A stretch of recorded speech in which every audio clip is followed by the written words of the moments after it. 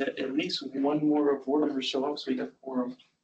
Does my vote count as the chair? Yes. Okay. Yeah, no, you're counted. It's part of quorum. We just need either Alejandro or Marta, either one of them to show up and then, because we're at 4 already, so. I might need you to help me call on folks because I didn't bring my glasses in today. Okay, yeah, we can watch out. We can. It's okay. We got you. On my end of the table. I don't know. Yeah, it's great. I don't know. Yeah. Just like, so, having you hold me. I don't like people behind me. Yeah. I see. I'm from the classroom. Are you? Yeah. Not that they look like the website anymore. Can you go to the city website and I can get you there that way? I know, earlier. I mean, those are the websites, some parts of the website. So she said. I wonder if it's not, if it's still not up. Yeah.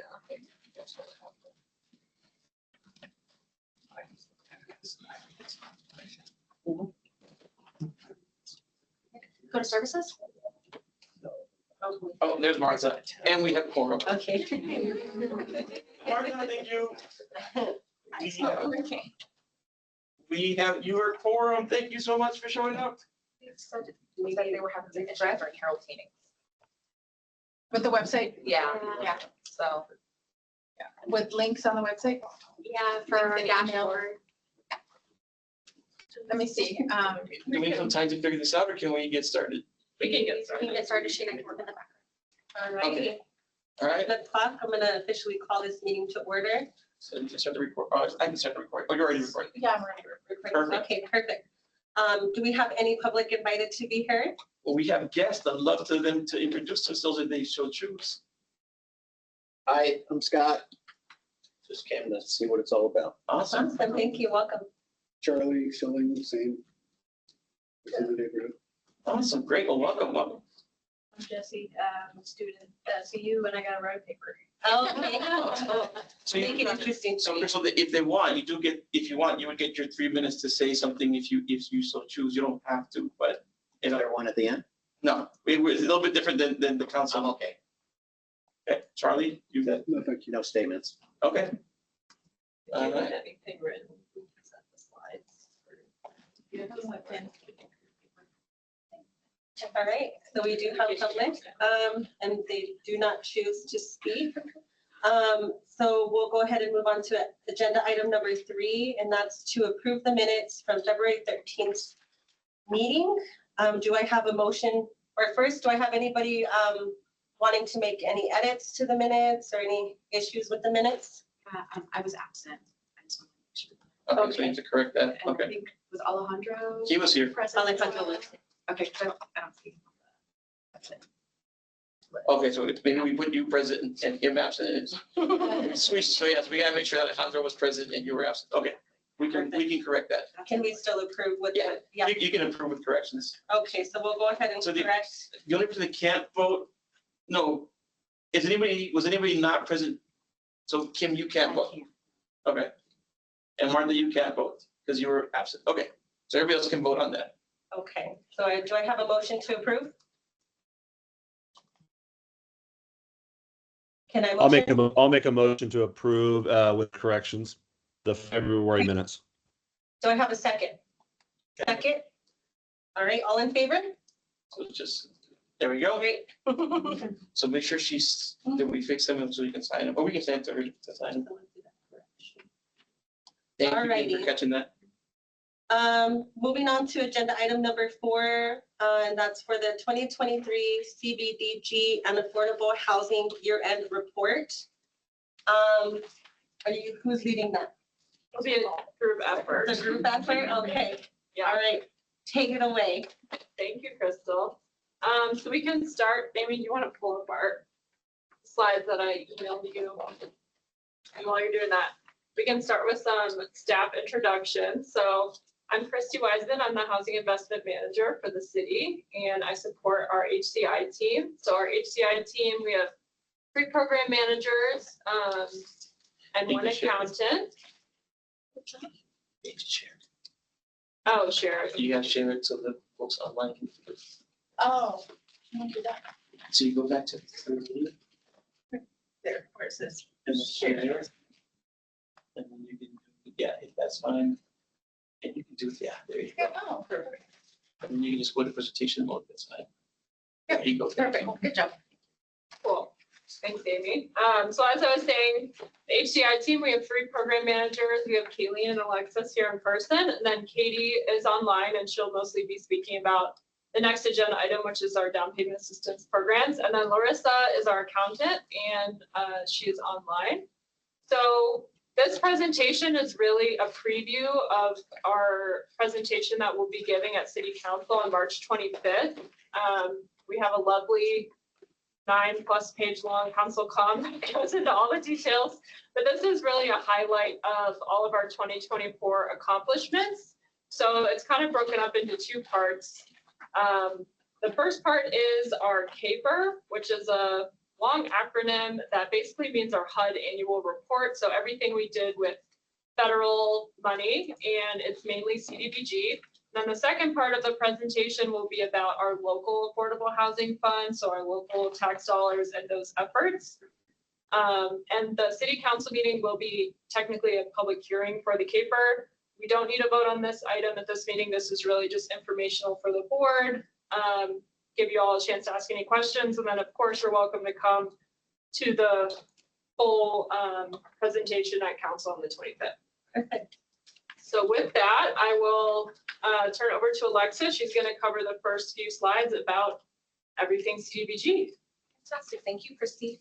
Hello, everyone. I'm very happy to be here to be able to speak to you about all the progress that we made in 2024.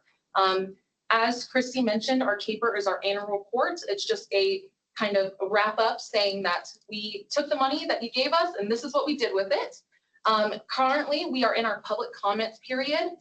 That started on March 7th and it'll end March 25th. It'll coincide with our city council meeting. And I, along with a lot of our staff, have been working very hard on this CAPER. I want to shout out Larissa, who went through all of the numbers and made sure that everything matched up. So to talk about the accomplishments. Next slide, please. So the board may be very familiar with some of these things that we're going to speak about tonight. In 2024, 234 households were served using CDBG and CDBG CB. CB stands for coronavirus, so that was extra funding given by the government to the city in order to help mitigate that, not disaster, but the unexpected costs that were incurring during that time. 193 of those households were in our extremely low incomes. That's a 30% or low AMI. 39 of those folks were in our low AMI, that's our 50%, and then 2 households were helped in our 80% AMI. Still, again, very low incomes for the area. 4 homes received housing rehabilitation assistance this past year. As you all may remember from our previous visit in February, we did have some barriers in getting that program up and running after my predecessor had left in February and I was hired in June. I can successfully say that, as you know, we have finished our contracting phase with Brothers Redevelopment. Christy and I actually had a meeting with them today, and we have handed over all of our client stuff and they are going to jump in. So we're really excited to see that program up and running now.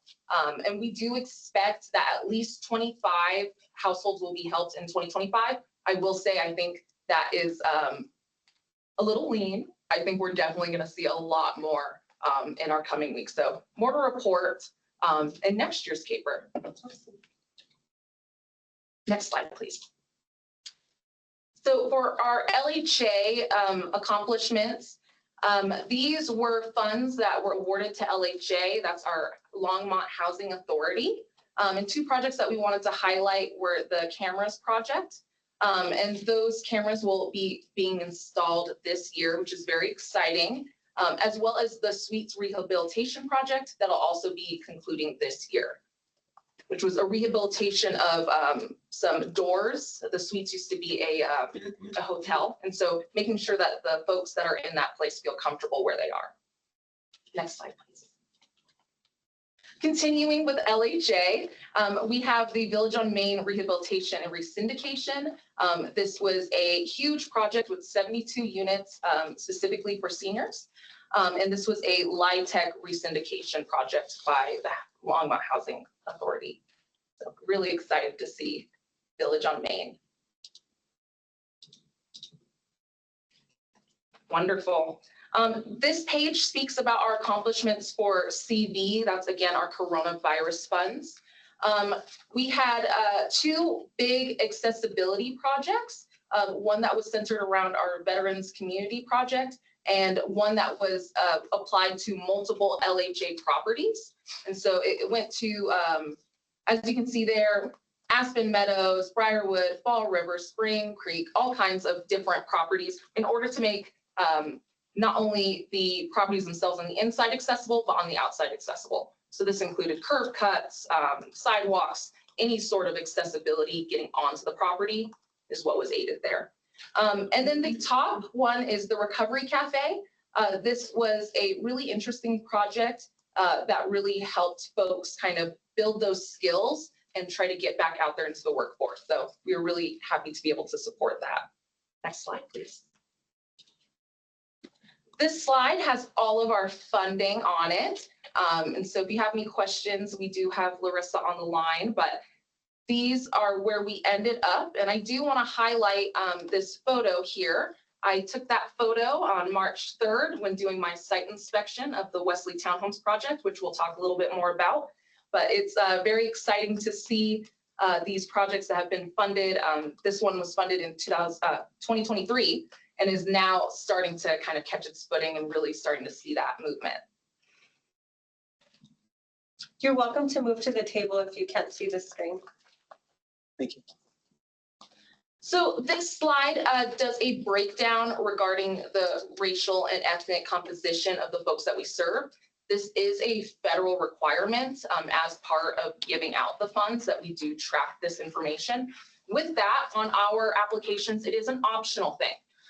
So some of folks decided to put other or chose not to report. And so with that, we still counted them within our count, but just made it very clear and delineated the fact that they decided not to self-report, which is totally fine. So like I said, we were able to serve 234 households, which is incredible. A majority of those folks are white, and about 1/6 of those from each program is identified as Hispanic.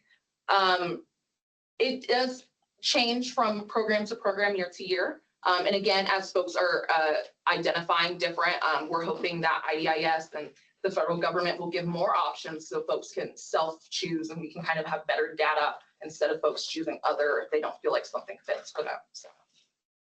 Next slide, please. The Home and Home Art. Longmont is part of the Home Consortium. It's part of a group with the City of Boulder, the City and County of Broomfield.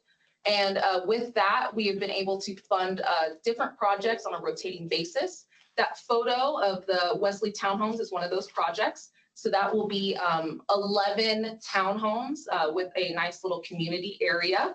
And that's slated to be completed at the end of this year, which is very exciting. We are also very excited to report on some movement with the Habitat for Humanity Safe Brain. They're doing some duplexes. So we are excited about that. And lastly, we have a upcoming project with the Boulder County Shelter, now known as All Roads, for a scattered sites project. And those will be an acquisition buying homes around for the use of the shelter. So really excited to get that going. And I will be beginning drafting those very soon. So forward movement on all of it. That kind of marks the federal funds overview. So I want to pause before we get into the local programming. Does anyone have any questions on the HUD money and that side of things? Any online? No, we have any online. I can check because I'm online too. Any questions from board members online? Great. And I will just say, this question on everyone's mind is what will allocations be for this year? So that does depend on Congress, and essentially, once Congress passes a budget, they give that to OMB, which then does the line item budgets for each of the federal agencies. And then HUD has 90 days to take their overall line item from Congress's budget and then do the math for each city, what that means we get for our allocation. So from the date that Congress agrees on a budget, it is generally 3 to 4 months after that that we'll actually get our number that will come directly to Longmont for 2025. So we are hoping to get that number as soon as possible, but it depends on Congress. And there's been, you know, if you've been following the news, the House had their budget proposal and the Senate is weighing what to do. But it is, CDBG is a formula grant, so it's just whatever Congress budgets HUD, they take that and then they just do the math based on population. So if the allocation goes down, it'll go down for everyone. If it stays the same, then we'll see similar numbers to last year, but we just don't know right now. So we will be putting out a call for projects like we do every year here in the next few weeks, and we'll just have caveat language that, hey, we're happy to hear project ideas, but if you are interested in CDBG funding, just know that our funding for 2025 is not guaranteed at this point. All of the projects that Alexis talked about, as well as the Brothers contract with Rehab, has been funded with previous year's money. So everything will go through with those, but it's just the new money that we have question marks about. I have a quick question. Hold on, Mark started first. Mine's quick. Are all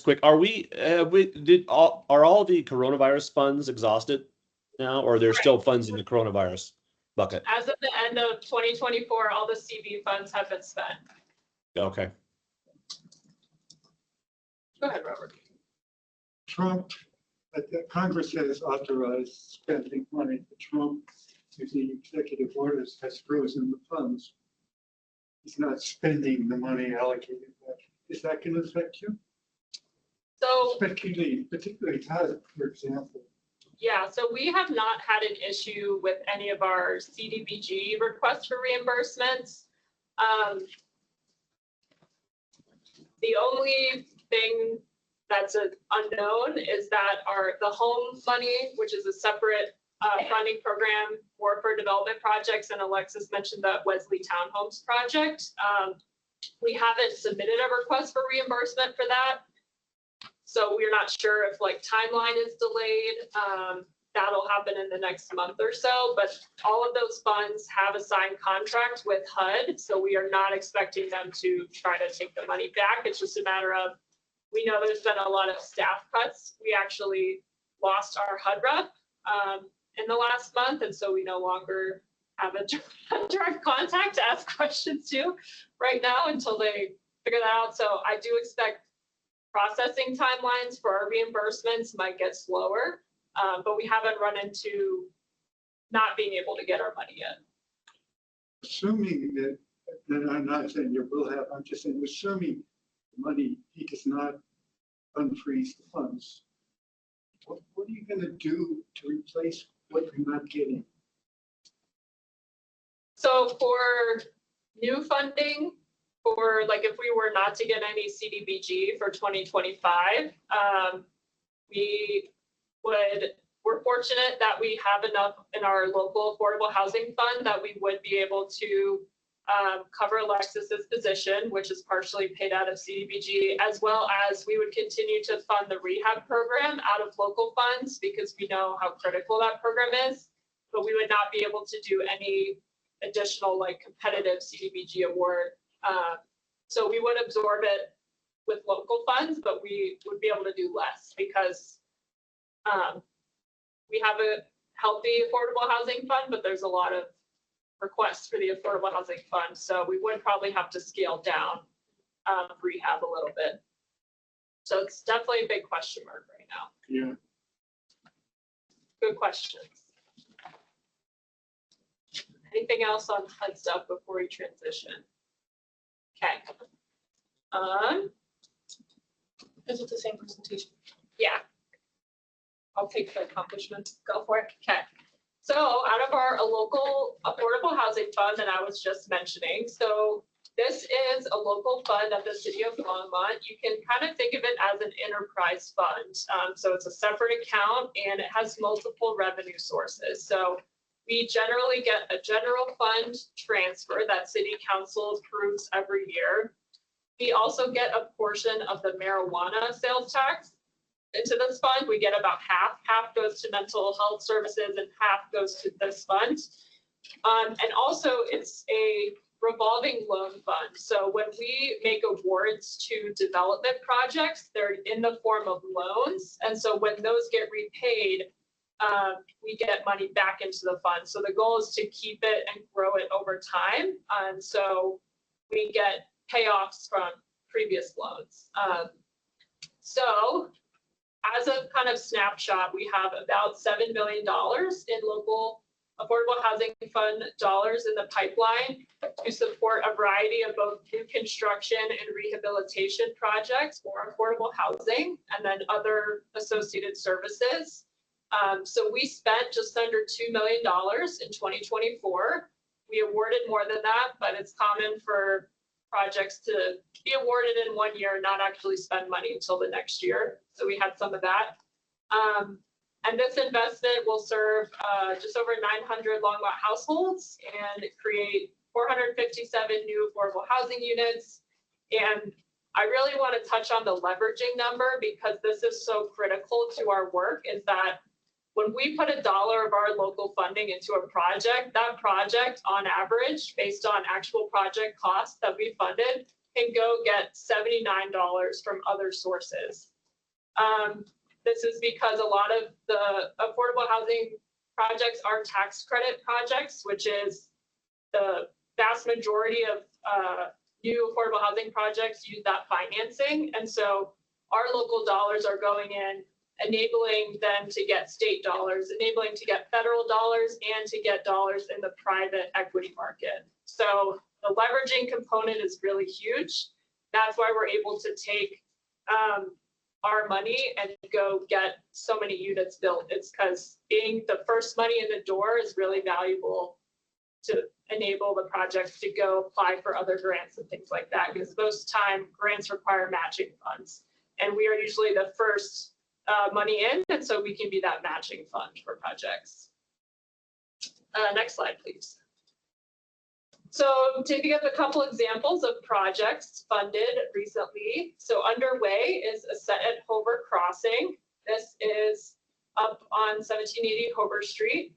So we had a groundbreaking ceremony in November, and this is a partnership between Longmont Housing Authority and Penrose, which is a private developer that specializes in tax credit affordable housing projects. And Ascent is really special because it has larger bedrooms than what you normally see in affordable housing projects. So it has 3 and 4 bedroom units, which are really important for families with kids. And also there's going to be an on-site early childhood education center, which is huge. And that was also supported, the Childhood Education Center specifically was supported by a grant from the Colorado Health Foundation. So we're really excited about this project.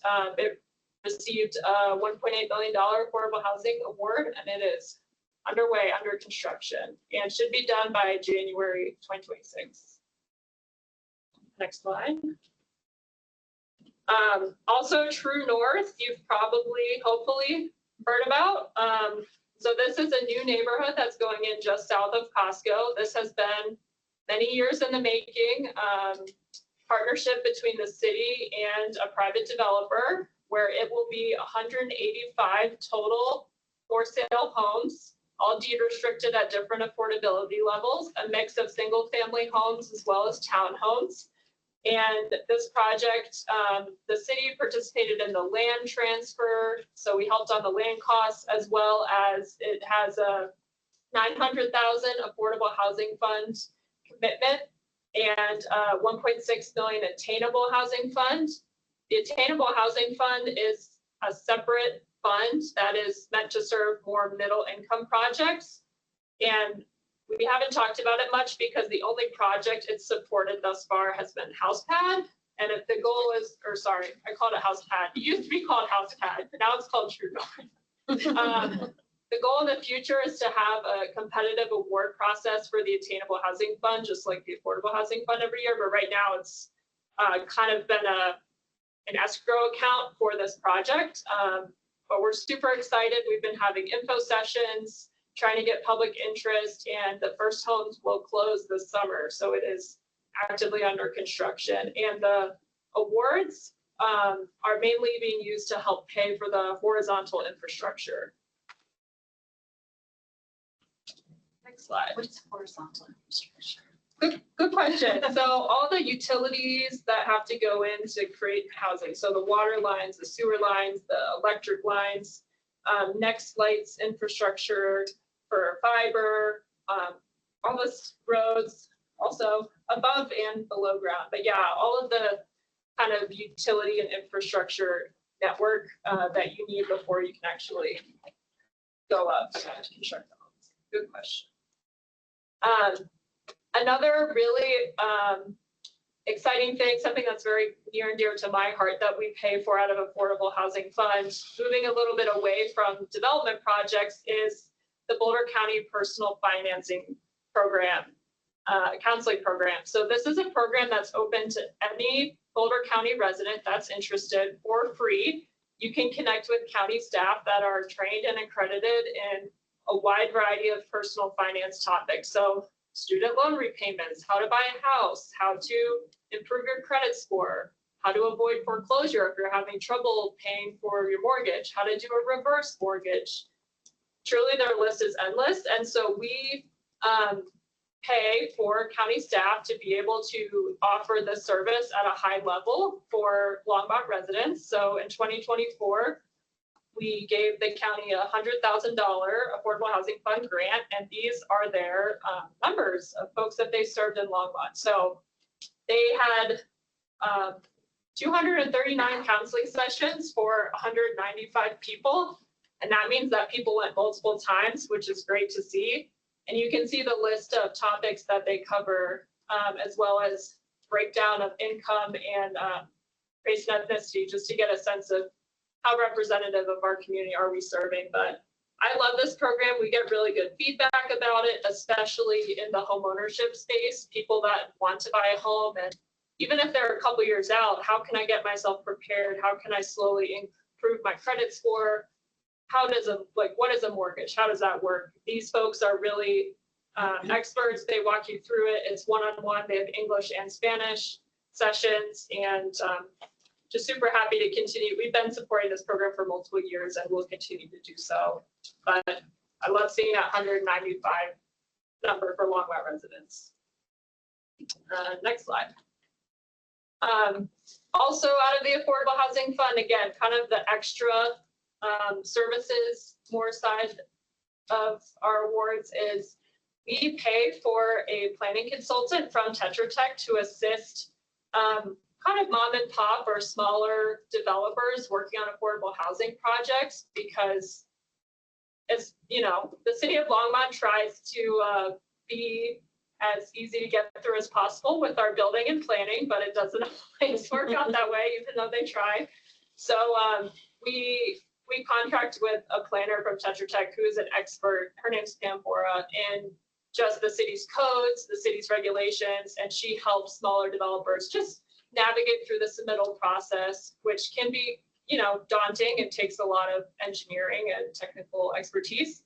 So Habitat for Humanity of the St. Vrain Valley, our local habitat, they are definitely a frequent flyer. They utilized her a lot for almost all their projects. And, a lot of these small nonprofits that are doing development really rely on this service, and we're happy to keep paying for it because we really see the dividends in the units generated. So in 2024, we spent just over $100,000 on this service, and again, just really good feedback, and we'll continue to do that. We're getting close, I promise. Do you want to I do can this? cover this. Okay. Yeah. I'll turn it over to Kaylee. Do you guys want to stretch or stand up for a minute? Because mine is just as long. Everyone okay? We're good for All right. now. Okay, we're good for now. All right, so Christy introduced me earlier. My name is Kim Whaley. I've met many of you on the board. Some of you are new to me, but I come about once a year to talk about how the city is doing on unit generation, really from both from the county level to what we're doing here in Longmont. So the board may be familiar that many years ago, we entered into a regional housing partnership across the county, right? As many cities in the county. And we all decided that the goal was that 12% of the entire housing unit generated in the county would have some kind of income restriction placed on them. That was a goal that we're all working towards. And then Longmont itself adopted the exact same goal. So here in Longmont, our goal is to generate 5,400 units that have some kind of deed restriction placed on them by 2030. I can say that the county right now is sitting at 5.5%. Oh, that got us. So no. Oh, sorry. Oh, That's just one. That's mine. It's on the, I think it's on the Erie website. Isn't it? Yeah, If you go to- 5.56. Yeah, 5.56 is what the county has accomplished, right? All of the cities to fact. So I think that's a pretty good accomplishment. We all have a lot we still need to do. But Longmont, we are sitting at about 6.18% of our housing stock has some kind of deed restriction. And the goal is 12, you said. And the goal is 12 Across. across the board. Are we able to pull up that dashboard? I think my dashboard just paints a really great picture. Christine, I know you have it up. I have it. You have it up? Let me log in. Oh, not that dashboard, sorry. But mine. Oh, that, your dashboard. My dashboard. So- Dashboards, do we have? Yeah. So this dashboard that you guys are about to see is on the city's website, and it has all the information you could possibly need on what Longmont is doing to generate affordable housing, and also a analysis on the health and wealth of affordable housing in Longmont. So it's got market trend data, both on the rental and the for sale side.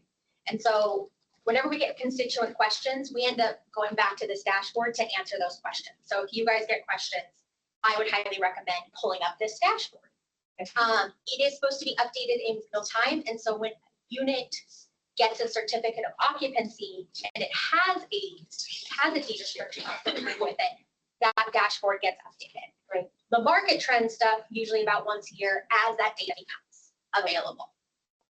Do you want to drive? Yeah, I can drive. Good over. Here, I can over here. You can sit right there. All right.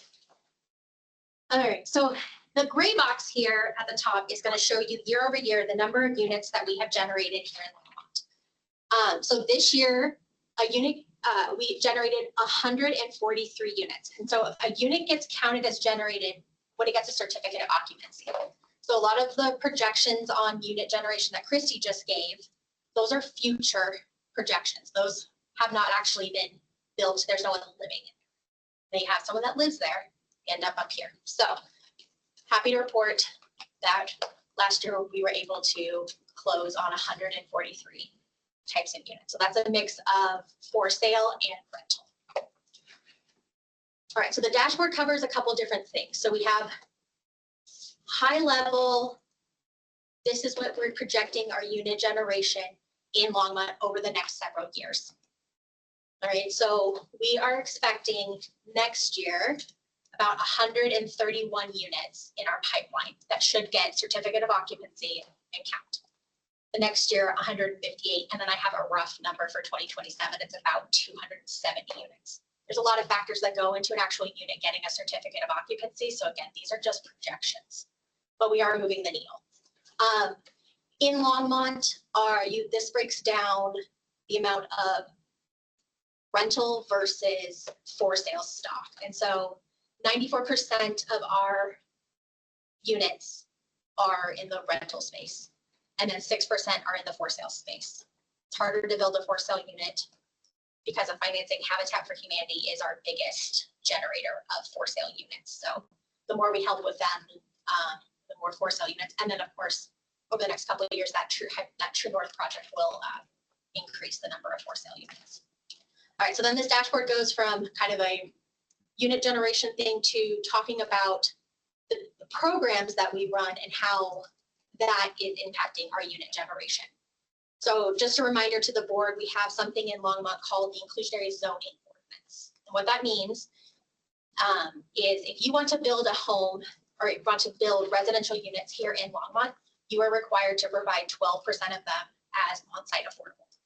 Now, there are a lot of factors that go into why a developer can or cannot provide on-site affordable. And we do a lot to encourage on-site affordable unit generation through a variety of incentives, gap financing. However, in some situations, they need to pay the fee in lieu or get a creative deal going. So this kind of gives a scope of how all of this works. So last year, fee in lieu was our most popular item selected. 54% of developers chose the fee in lieu option. Fee in lieu meaning that they pay $1 amount to me in lieu of providing on-site affordability. 54% chose that, 23% chose on-site, 17% are undecided. All that means is that they're early on in their process. Maybe they're annexing land and they just haven't made a decision yet.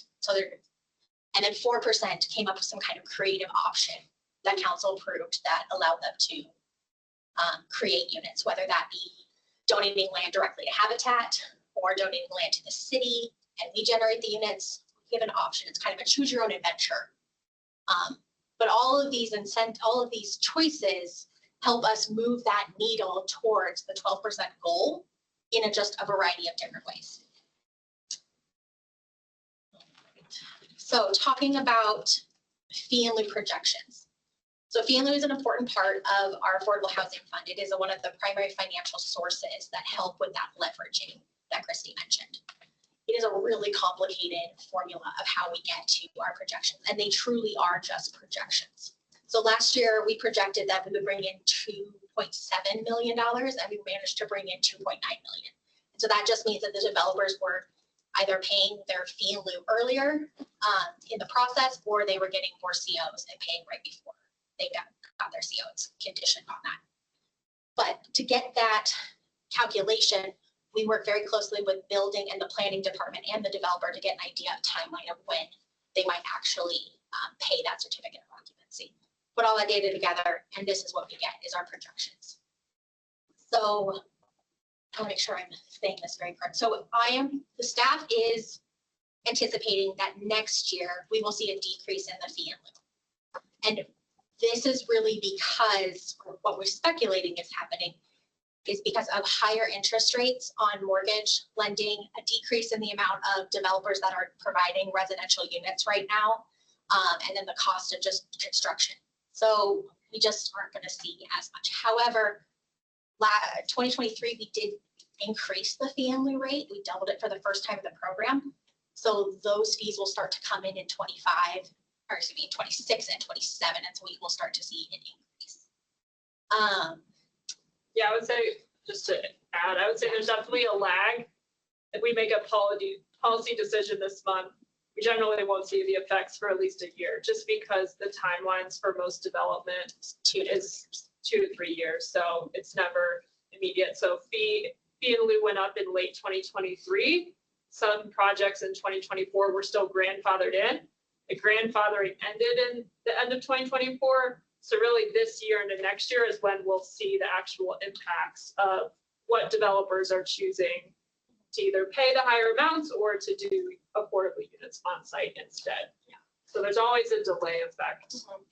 And we're watching very closely because this compliance option shifted this year between last year.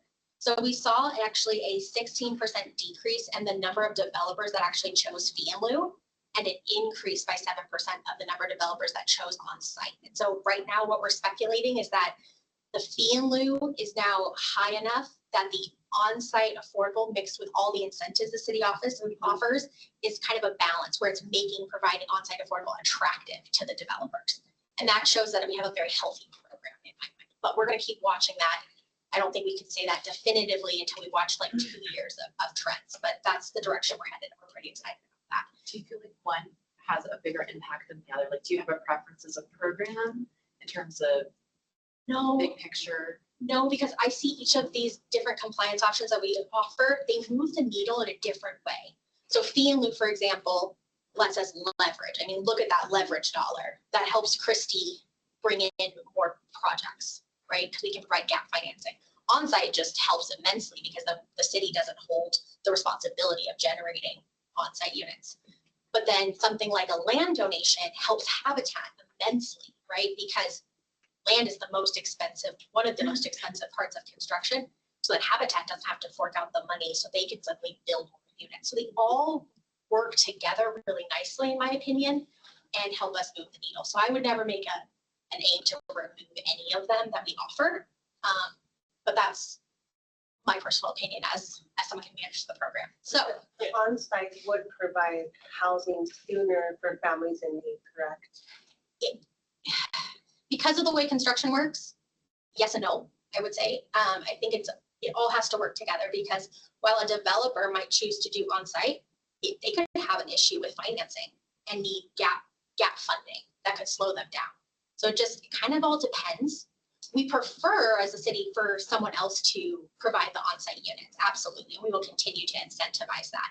But I don't think any one does one more than creates units faster than the other per se. Yeah, and so much of this, that was a great explanation. And so much of this is really dependent on timing because these projects have such long runways. And when a developer is saying to Kayleen, hey, I made my choice, I'm gonna pay fee in lieu, or I'm gonna do on-site units, or I'm gonna do a voluntary alternative agreement, they're doing that at time of entitlement. So they're getting their building and planning approval, but the project could still never come to fruition.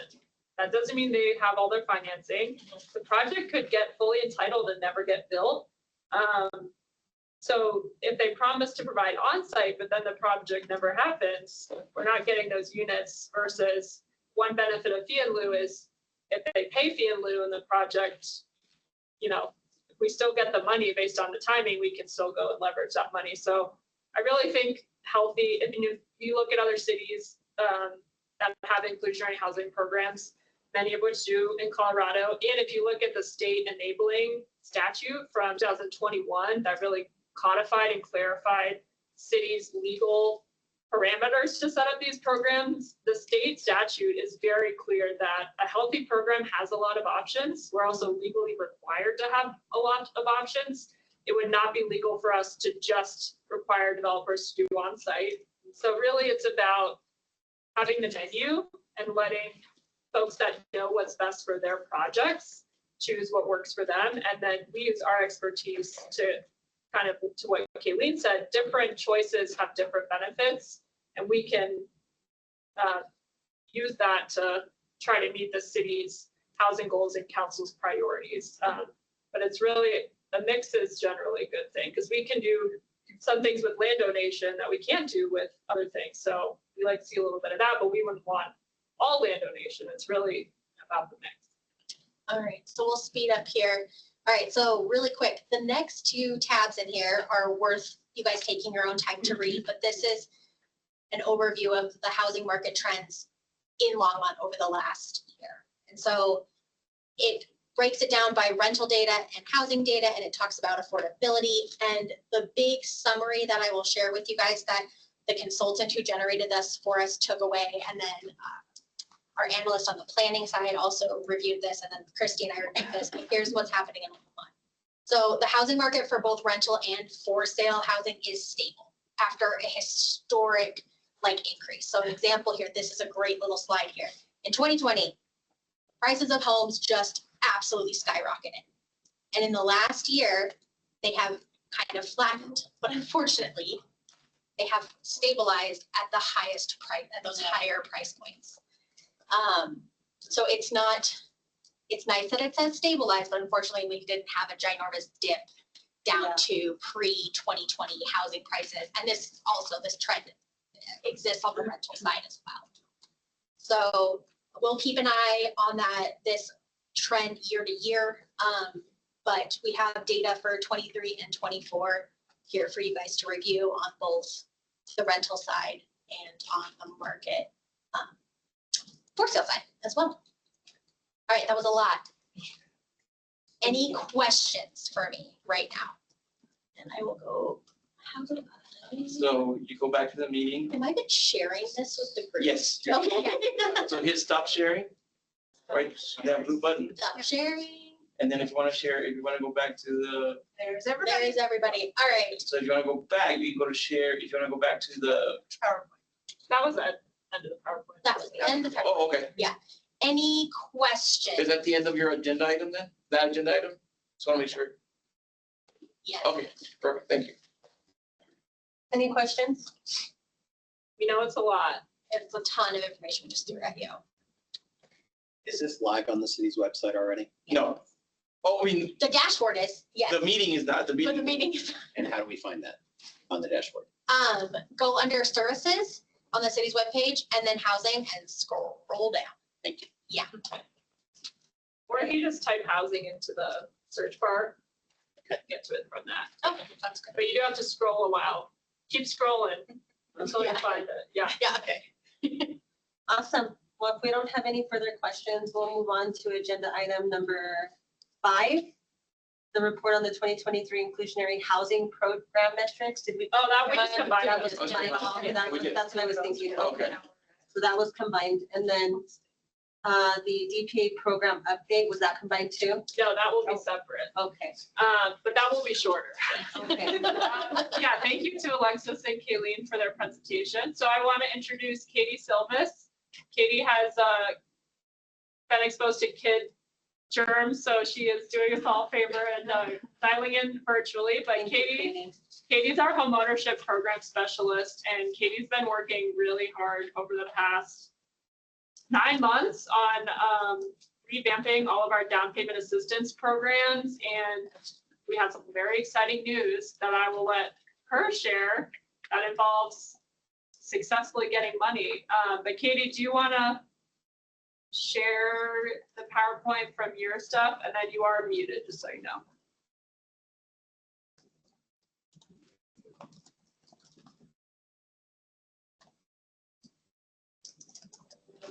As soon as you hit share, your mute button like hides.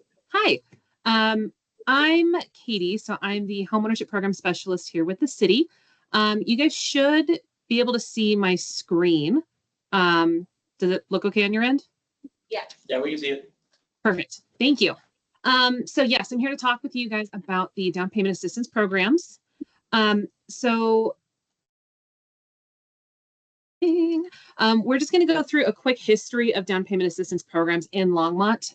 We've got one program called the Boulder County Down Payment Assistance Program. That's what we've had in existence since 1997 is the earliest we can find it. And that's been funded multiple different ways with different federal funding sources and some local funds. And what we were wanting to do, and I don't know how many of you were here when we talked about this last summer with the advisory board group. So this may be some new information. So if you guys do have questions, like, feel free to ask. So our original program serves the Boulder County, like the entire county outside the city of Boulder. So this isn't just for the city of Longmont residents.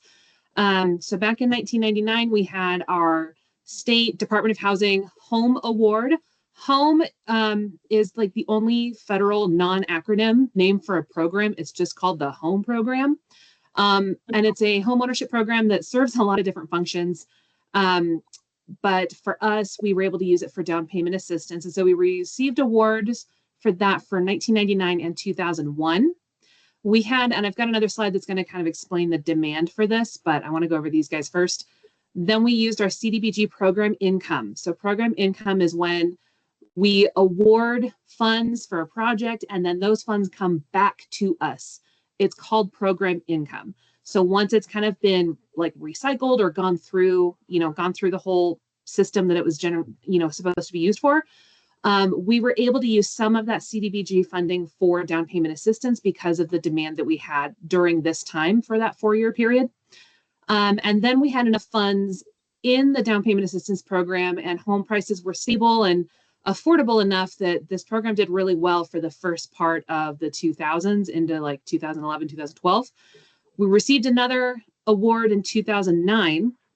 And then for those of you familiar with our group, we've got our Boulder Broomfield Home Consortium, which is a way for us to receive federal home dollars directly from the government rather than having it go from the feds to the state to us. This is an award that we get every 5th year with this particular consortium. And then last year in 2024, when council approved our action plan for the year, that included a $250,000 pilot down payment assistance program of local funds just for folks in the city of Longmont within the city limits. And then this year, on Tuesday this week, we were awarded $750,000 from the state using Prop 123 funding, which is very exciting. I'm very excited about that part. So this slide has a lot of the same information, but we want to go back and just kind of include more data. I know it's a big slide. We're not going to spend a ton of time here, but you can see this orangey colored, these bars right here. So that's the number of dollars that went out in down payment assistance during that time. So you can see we had huge demand up until 2011. And then as we had the recession, then home prices started increasing as we came out of the recession, and then we had a pandemic and everything went nuts. We just didn't have any way for our low-income buyers to compete on the open market, as I know I'm sure all of you are aware of. If you haven't heard of it, you've experienced it personally.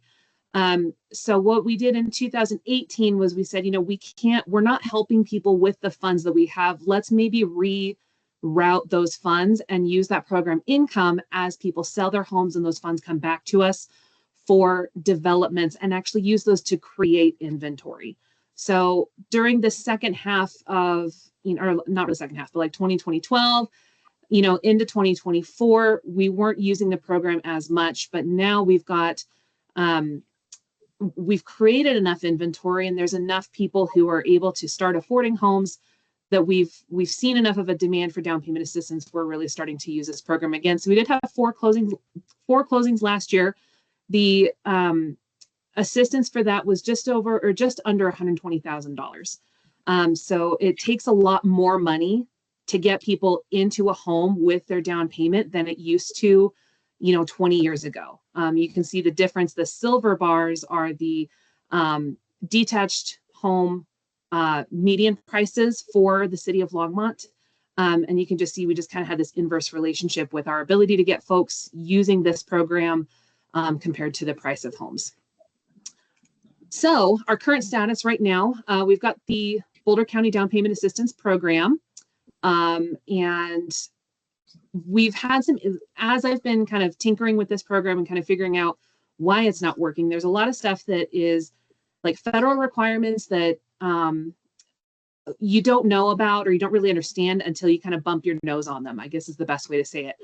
So we would get, I'd get folks who were income qualified, get them through the income and asset qualification process, which in itself is not easy for a buyer to really understand. And then we come to find out that there are federal rules about where the property can be located.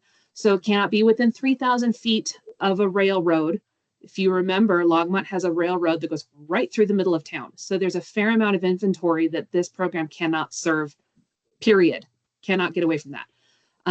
We can't have properties within 1,000 feet of major roadways or within, a certain distance of an airport or within a floodplain. There's a lot of geographical limitations that the more affordable properties in our town or like in our city aren't compatible with this program. So that was the biggest thing we ran into is, this program just doesn't really work where we need it the most.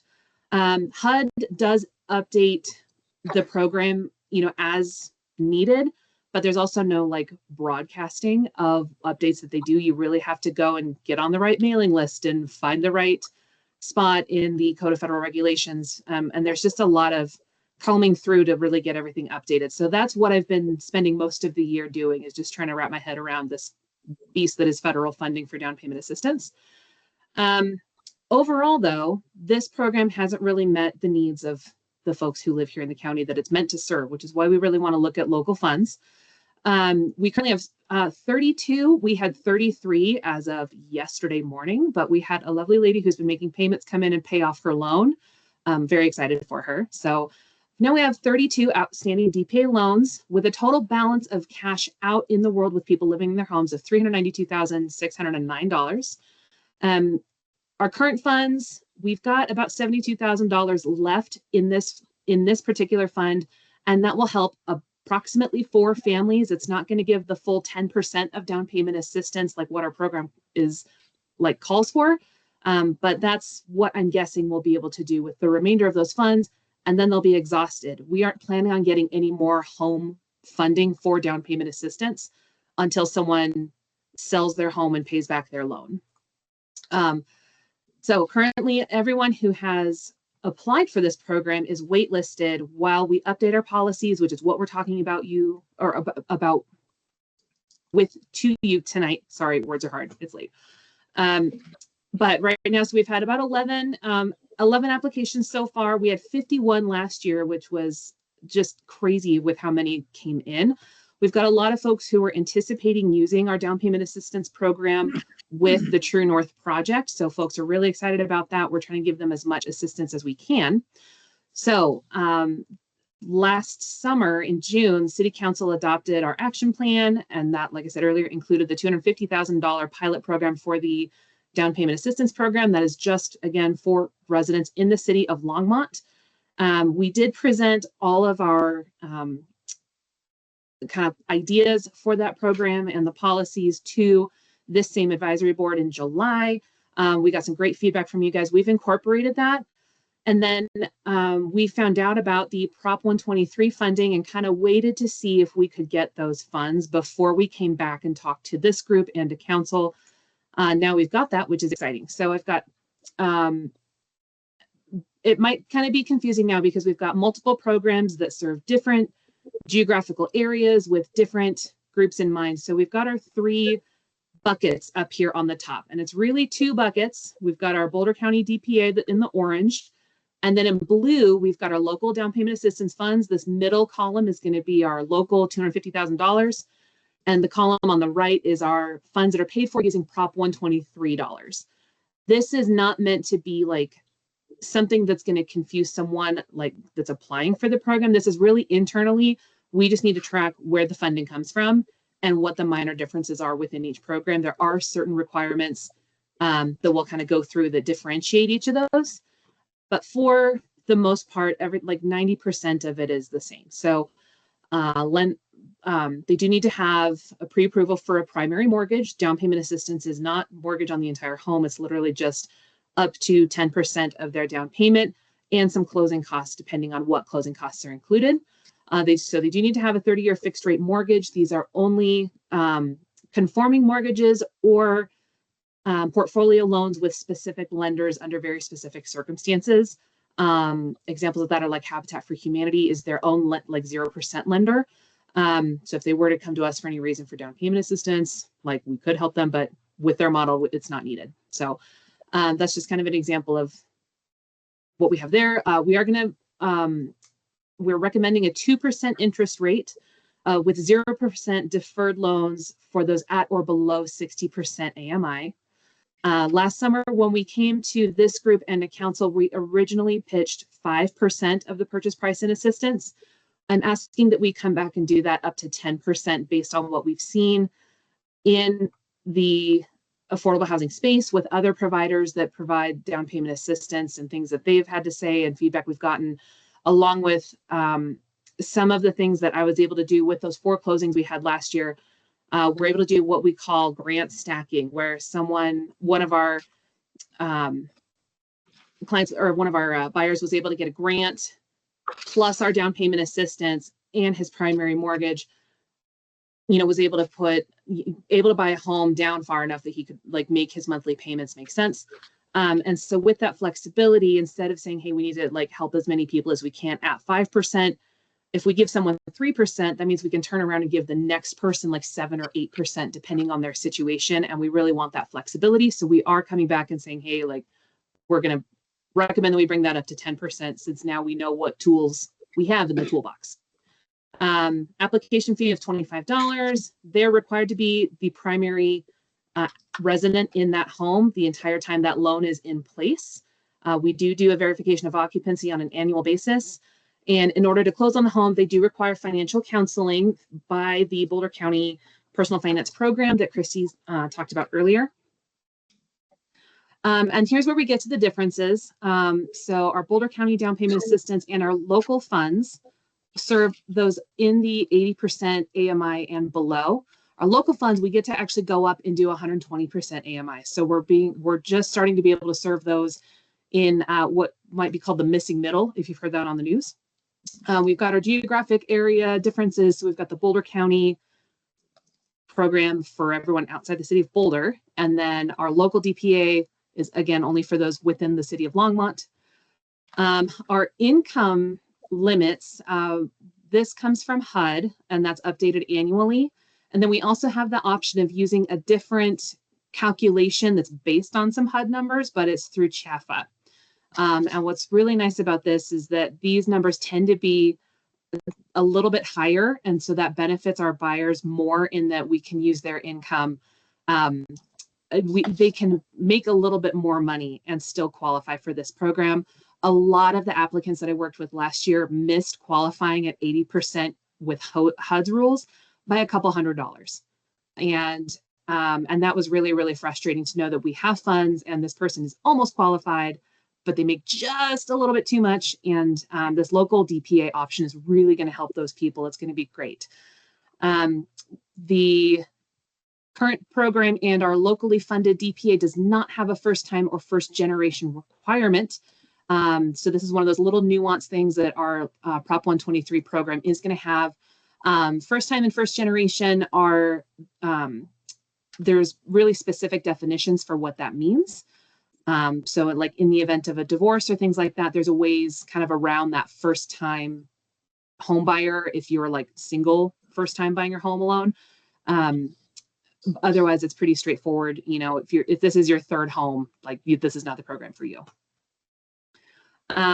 This is something we talked about quite a bit last year. So for those of you who remember this conversation, we've got these asset limits and cash reserves. So this means that we can't, when a buyer goes to close on their home, they have to have a certain amount of cash in their name in like a savings account, or if they have like a money market account, they can't go over a certain threshold. Otherwise, they need to liquidate down to that level.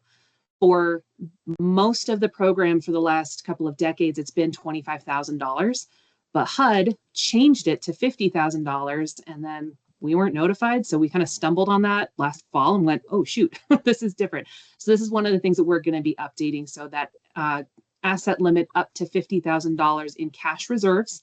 That way they've got enough funding for, you know, if a car breaks down or something like that. These cash reserves and asset limits do not include their retirement accounts or like a kid's college savings account, any kind of tax deferred accounts that are in their name. Those are left alone. We don't want people liquidating their retirement fund to buy a home. Like that doesn't help anybody in the long run. So our Prop 123 funding on our application had the old limit of $25,000. And when I asked them, you know, if you're trying to mirror what HUD's doing, they changed it. And they said, yeah, we know, but our program's already in existence. We've already written the rules. So the way we get around that is every time that I have someone in the program who's applied who may have over $25,000 in assets, I just have to go to the Department of Housing and request a waiver for that one person. So that'll just be a case-by-case basis. I very rarely see people who have this much money to their names, period, including their retirement funds. So this seems like a lot of money, but when you consider how much things cost now and how much emergencies and things like that could cost somebody, this is, you know, this is a decent amount of money, but it's not as much as, you know, you would think. It doesn't go quite as far. Last thing, we talked about our environmental restrictions. There are just certain parts of the city that our current program just does not serve. There's no way around that. With our local funds, we'll be able to help those at 80% and below. If they're within a floodplain, they do have to carry flood insurance. That's really the only stipulation we're putting on the location and environment of the property.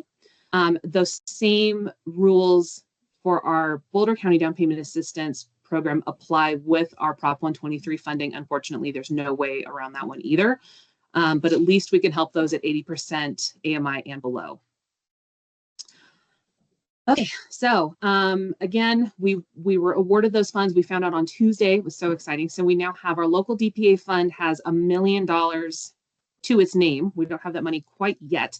We've got that $250,000 committed from Council in the Affordable Housing Fund from last year.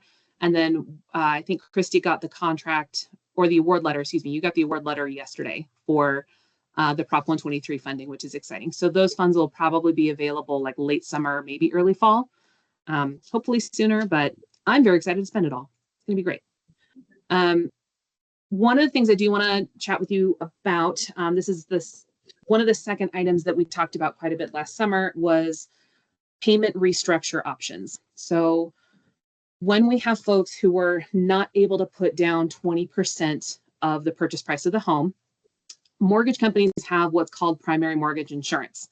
For those of you who don't know what that is or you haven't encountered that, primary mortgage insurance is the bank's way of trying to protect their risky loan that they're borrowing, that they're loaning money out to someone because they have more interest in the home than what they would be comfortable with. Those PMI payments are like hundreds of dollars on top of their mortgage payment. So one of the things that we were running into was folks who needed down payment assistance were being penalized for not having a down payment by having to pay more. And then we have to pay them, or we have to charge them monthly payments. So they can't afford to buy a house now. And it's like, well, this isn't working. So we're trying to get creative, right? What most of our peers in the area are doing are just deferring payments. Like they know that those PMI payments are wrecking people's lives and ability to buy a home. But our feedback was that we do want to have some kind of revolving loan fund that goes a little bit more quickly than when the person sells the home. So here's our options. So we've got our regular monthly payments that start immediately. We've got fully deferred for those at or below 60% AMI. That was in our previous Boulder County Down Payment Assistance Program, and we strongly recommend that we continue that. We've got annual payments from their escrow with their primary mortgage lender, if that lender allows it. And so that would be collected into that escrow account with their primary mortgage payment and then distributed to us here at the city on an annual basis. That saves us a lot of admin time. It saves the buyer from having to remember to make 2 payments. There's a lot of advantages to it, but there's a lot of lenders who won't do that on our behalf. But if we allow it, or if they allow it and we can make it work, we'd like that to be an option. And then this last one is our partial deferred. So here's how we're trying to work around those PMI payments. This would be a partially deferred mortgage loan where the first 10 years is deferred, still accruing interest during that time. And then, if this is a 30-year loan, most of these are 30-year loans. We haven't been able to make the numbers work with a 10-year loan, which is what we had, for most of the history of our program. So for the remaining 20 years after that deferment period, that's when they repay that loan. What they should be able to do in that 20 years between making the regular mortgage payments and what we could assume would be the increase in equity from the open market, they would then have a minimum 20% equity in their home. They can then go to their primary mortgage lender and remove those PMI payments. That'll reduce their mortgage payment enough so that they can start affording our repayment program for the remaining 20 years of their mortgage. So that's what our pitch is. We haven't been able to use this in practice yet because we've kind of got the program on hold right now. So that's our partial deferred payment model. So what we need input from you guys on, I'd like for you to approve all of the new updated policies for the Boulder County Down Payment Assistance Program as presented, which will then put us in compliance with federal rules. I need that in order to move forward. And then the second thing is going to be hopefully approve our local DPA guidelines as presented, or discussion. If you guys have questions or you see things a little bit differently, we're open to the conversation. But that's going to include our recommended liquid asset limit after closing of $50,000, again, up from that $25,000. And that excludes tax advantage retirement accounts, college savings plans, et cetera. That's going to include our recommended loan terms. Our current, I forgot to say, our current interest is 3%, and we're asking for that to come down to 2%. Again, just because of affordability and PMI payments, every little penny we can save folks is, it goes a long way. And then our loan assistance increased from 5% from what we originally presented last summer up to 10%. That's what I got. Thanks, Katie. So we are taking this, we're looking for a recommendation tonight, and then we will be going to council on Tuesday at a study session to present exactly what we presented here and to kind of get their final approval, in addition to us moving forward accepting the $750,000 from the state. So your vote is not the final vote, council's vote will be, but we'd love to be able to say at council on Tuesday that the board recommended kind of what we're proposing to council. That makes sense. So I guess the question, Crystal, that we have is, do we need to break this down? Do we make it as one big motion? Crystal, what do you think? Did you have something to say before? No, I was just gonna move to approve. Oh, yeah. Well, you can do that. We can do that and still have the discussion, but my is, are you all recommending that we make this as that the board make it as one big motion? So generally, you would only break up your motion if there were specific things you didn't agree with. Okay. So my feedback on this is, so it's a lot. I know, I'm sorry. And we didn't have this presentation before tonight. So I want to make sure, because it's just not like, hey, let's just increase it from 5% to 10%. But then we also have this time constraint with having to go before the city council on Tuesday. I would like a little more time to just come through, but I don't know if that's just me or if anybody else feels this way. Does anybody else feel like they want to review it a little bit more? Do you guys have a full understanding as to all the changes? Or recommending, and they sound great. Yeah, and I do want to apologize for the timing crunch. We were trying to slot in our hearing at the state and finding out when we were going to get our award with this month's HHSAB and not delaying council until April study session, because there's only one study session a month. So I recognize it is very compressed and I apologize for that. Multiple things trying to line up scheduling wise. So Aliberto, what do you recommend? I mean, again, the question is, you can have this discussion and then the board can decide either not to vote on it. I mean, they're going to go to council anyway. It's already on council agenda. Okay. Or you can recommend it and they go with a recommendation from the board. Right, so it's really, you can have the conversation, you can have the motion, and then up or down, or, you know, I mean, at the end of the day, this is already on council schedule, right? Yeah, and I will say council does have the final, because it is an appropriation of new money. So, you know, I'm really wanting your guys' input, and I hope that what we've been thinking about and crafting the last few months aligns with what you think is a good idea for the program. But I will say, even if you were to recommend different terms, council does have the final say. Yeah. Yeah. Could we vote on these separate? Sure. Could we You go could, one by you one, could just break, so yeah, we- so, So it's easier to digest. Yeah, Yeah. so yeah. So if you could just go over, if maybe Aliberto, if you want to just read the first, or Katie, can you go through the Yeah. different points for consideration one Yeah. by one? Thank you. Absolutely. So the first one, so our first ask is to approve all the updated policies to our current program, the Boulder County Down Payment Assistance Program, as presented, to bring it in line with federal rules. So we're really just updating the program to what we're supposed to be doing with it anyway. Okay. That And so that just includes, updating our line item, for like the asset limit down here under section 2. Like that's one of those like clerical changes that we just have to make to bring it in line. But we are trying to get our Boulder County Down Payment Assistance Program and our local DPA for the City of Longmont to mirror each other as closely as possible. So while we don't have some of the restrictions that we have with federal funding for our local program, we are trying to make it as streamlined as possible so we don't have too many changes and differences between the two.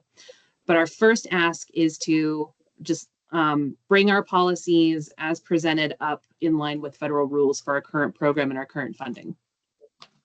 Okay, that makes sense. Yeah, we can break it. Okay, so do I have anybody motioning to approve?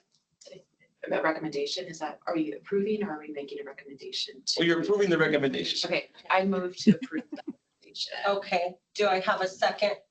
I'll second that. Okay. Although I feel like I've eaten something bigger than my head. Yeah, it's a lot. Big night. But I'm favorably impressed in general. Okay. All right, all in favor? Raise your Aye. hands. 1, 2, 3, 4, 5. Okay, so the first motion has been taken care of. Yep. Thank you. Yeah, thank you very much.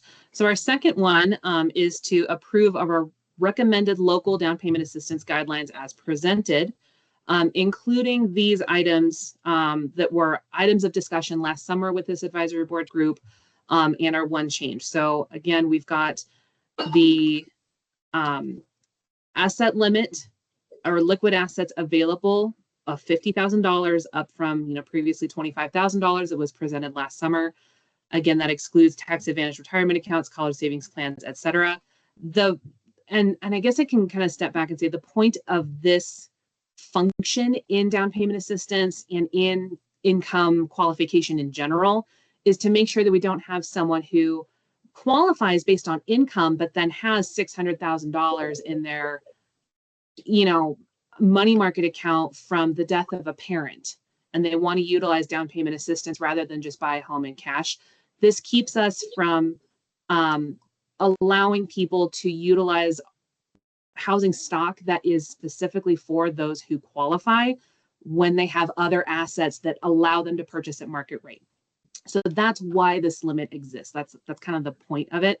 And I should have explained that earlier. So this is because we originally presented $25,000 and then HUD changed their limit to 50. We just want to, again, mirror the local and the Boulder County program as closely as we can. Second is the recommended loan terms. We've got those repayment options. Does anyone want me to go back to that slide and go through those repayment options again? So before you do it, Martha, I want to say Martha wrote in the chat to thank you for the clarifying that piece on the assets. Oh, for sure. You're welcome. Do you want to do a motion, Katie, on just that first item so that it's bite size? Let's do that. Yeah. Okay. So this first piece right here. Go for the asset limit of $50,000 so that both programs are in alignment together. Okay, do I have a motion to approve? I'll motion that to approve. I guess Kim went first, and then Mark, you're going to be second. Mark seconds, Sounds- all in favor? Aye. Okay. Thank you very much. So the second one is going to be recommended loan terms and repayment options so that staff has the flexibility in the program to meet those home buyers where they're at the time that they're purchasing a home. Again, does anyone want me to go back to those? Well, I just wanted to get clarity. I mean, I'm not on the board, but I wanted to just for the board to get clarity because I had this question and I'm wondering if the board has this question. So what are you asking in that is that you're giving staff the opportunity to use any one of those 4 that you presented? Is that what you're asking? Yes, Or- when it Okay. fits that home buyer specific situation. We want to avoid requiring that they make monthly payments when that mechanism in itself will put them out of being able to afford the home they're interested in. Okay. I want to make sure the board understood that they can choose. Monthly payment. Right, yeah, but It's the menu of options that the program would allow is what we're. Okay, you're not, yeah, okay, so you're just not saying this is what we're going to do. You're saying we're gonna provide our participants those 4 options. You guys don't determine, you'll allow the applicants to determine which. Based on their, working with them. And also, this is the menu we're presenting to council. Council might have other ideas. Right. So, but this is what we think is a good menu of repayment options. Okay. With the context, I know Katie mentioned this, but most other down payment assistance programs are fully deferred. So Chaffa, City of Boulders, a lot of the nonprofits that do down payment assistance in the Denver metro area, it's the norm to not require monthly payments for the reasons Katie talked about. So with this menu of payment options, we are trying to strike that balance of, having folks have some skin in the game with a deferred option, but start making payments at year 10, fully deferred for 60% and below. That would be like the Habitat home buyer. Trying to, given options to see both sides. And so the purpose for the different options now is so that we can start generating that money back into the funds, so we can continue to help households versus, because now who's selling, right? So that money's probably not circulating like we intended it to. Yeah. Okay. Okay, do we have a motion? Does anybody want her to go back through the options? No, I do have a question though. This is Mark. I do have a question. I mean, I agree with that. I just have a question for really Katie. So with the multiple options, that's not going to be an undue burden on staff, right? I mean, to manage these different payment options, and I mean, you guys are set up to manage those, all the different options? We are. So if I had my pie in the sky way of doing things, we'd be able to take online payments with our monthly payment folks, and we're just not set up to do that right now. So part of, and this is a very minor part of this whole thing, right? So when you're looking at staff time running these payment options, like we're absolutely able to, like if you direct us to have people make monthly payments, like we can do it.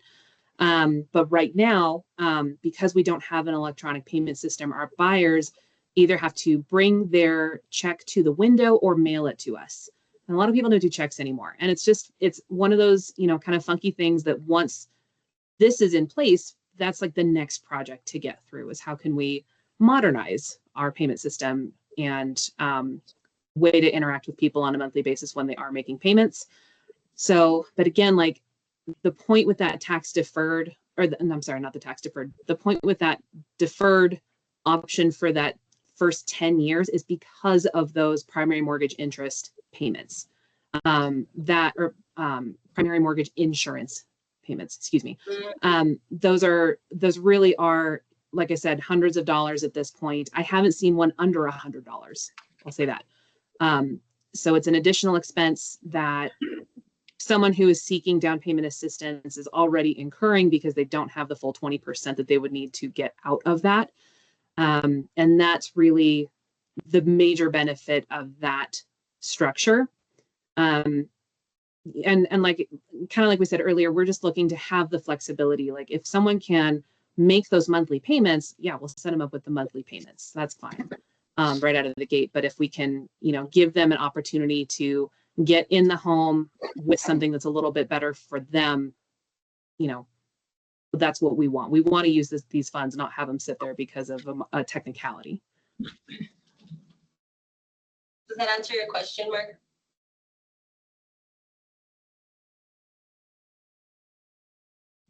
Yeah, that answers my question. Thank you. Sure. All right. If we don't have any other questions, do I have a motion to approve?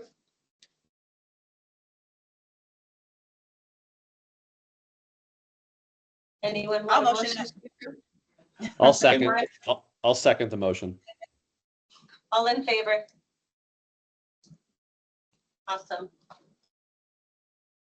Next. All right, our last item, and then I'll leave you guys alone for the night. So last summer, when we approached this board, we originally recommended 5% in down payment assistance. And that was after some pretty heavy analytics on our side to figure out how we can help the most people get into homes with the $250,000 that we had at the time. And so at that time, that 5% of the 250,000 was going to get us about 20 to 24 homes closed with the with the median price of homes at the time. Now that we have the additional funding from Prop 123 that allows us to go up to 10%, because that program is also designed to mirror HUD's home program, it kind of made sense for us to make all three funding options have the same down payment assistance level. That 10% gets people further. It's going to save them on interest that they would be borrowing on their primary mortgage. There's a lot of really good things about it. And it seemed clunky to us on the staff side to say, well, this one's 10% and this one's 5%, but only if you're at 80% AMI. And if you're at 120% AMI, then we're going to give you more. It seemed like we were indirectly punishing people who were at 60% AMI and below with that particular item. So we're just trying to streamline it and make it the same amount for everybody based on the price of the home that they're interested in. So that's what this is. Do we have any questions? I have questions.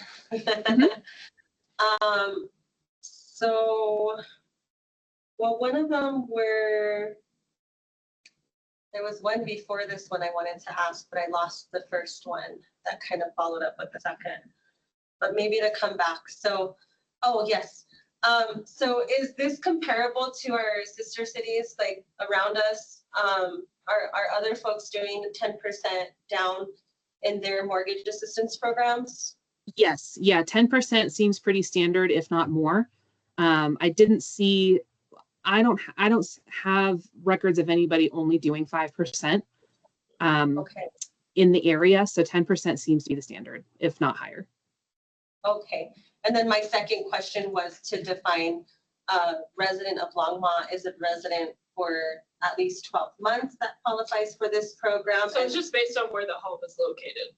So the home has to be in the city limits. So someone outside of the city can apply for this Correct. funding? Yeah. And move into Longmont. Correct. So I think just thinking about the folks who are getting pushed out of Longmont, I don't know how, I guess, how am I wanting to wear this? How does that do like natives any justice as far as like being able to access this funding and stay in their hometowns and raise their children, or, you know, keep kind of their family, you know, going here in Longmont if folks can, you know, come from elsewhere, apply for this funding, buy a home in Longmont. There's not a requirement to be a Longmont resident. Not for down payment assistance. I will say one of the main reasons we wanted to set up this new down payment assistance program is to serve the True North development. And that project has preference requirements for people that live or work or are retired in Longmont. People can still, you know, apply a DPA if they're not going for one of those homes, but we anticipate it'll be a pretty close match where most people applying for that project will also be applying to this program. I'd have to double check the state's rules. I'm not sure if we're allowed to have that preference with the Prop 123 money. It could be that we're not allowed. So I'd have to check.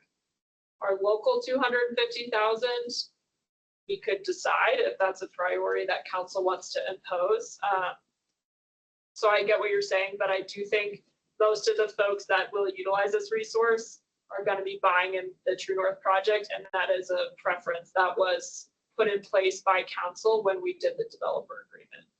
Okay, yeah, because a lot of the funding that we do approve through our like competitive awards, we look at like how many of these organizations are serving Longmont residents, are going to start looking at that to really like prioritize and make sure that we're serving our community.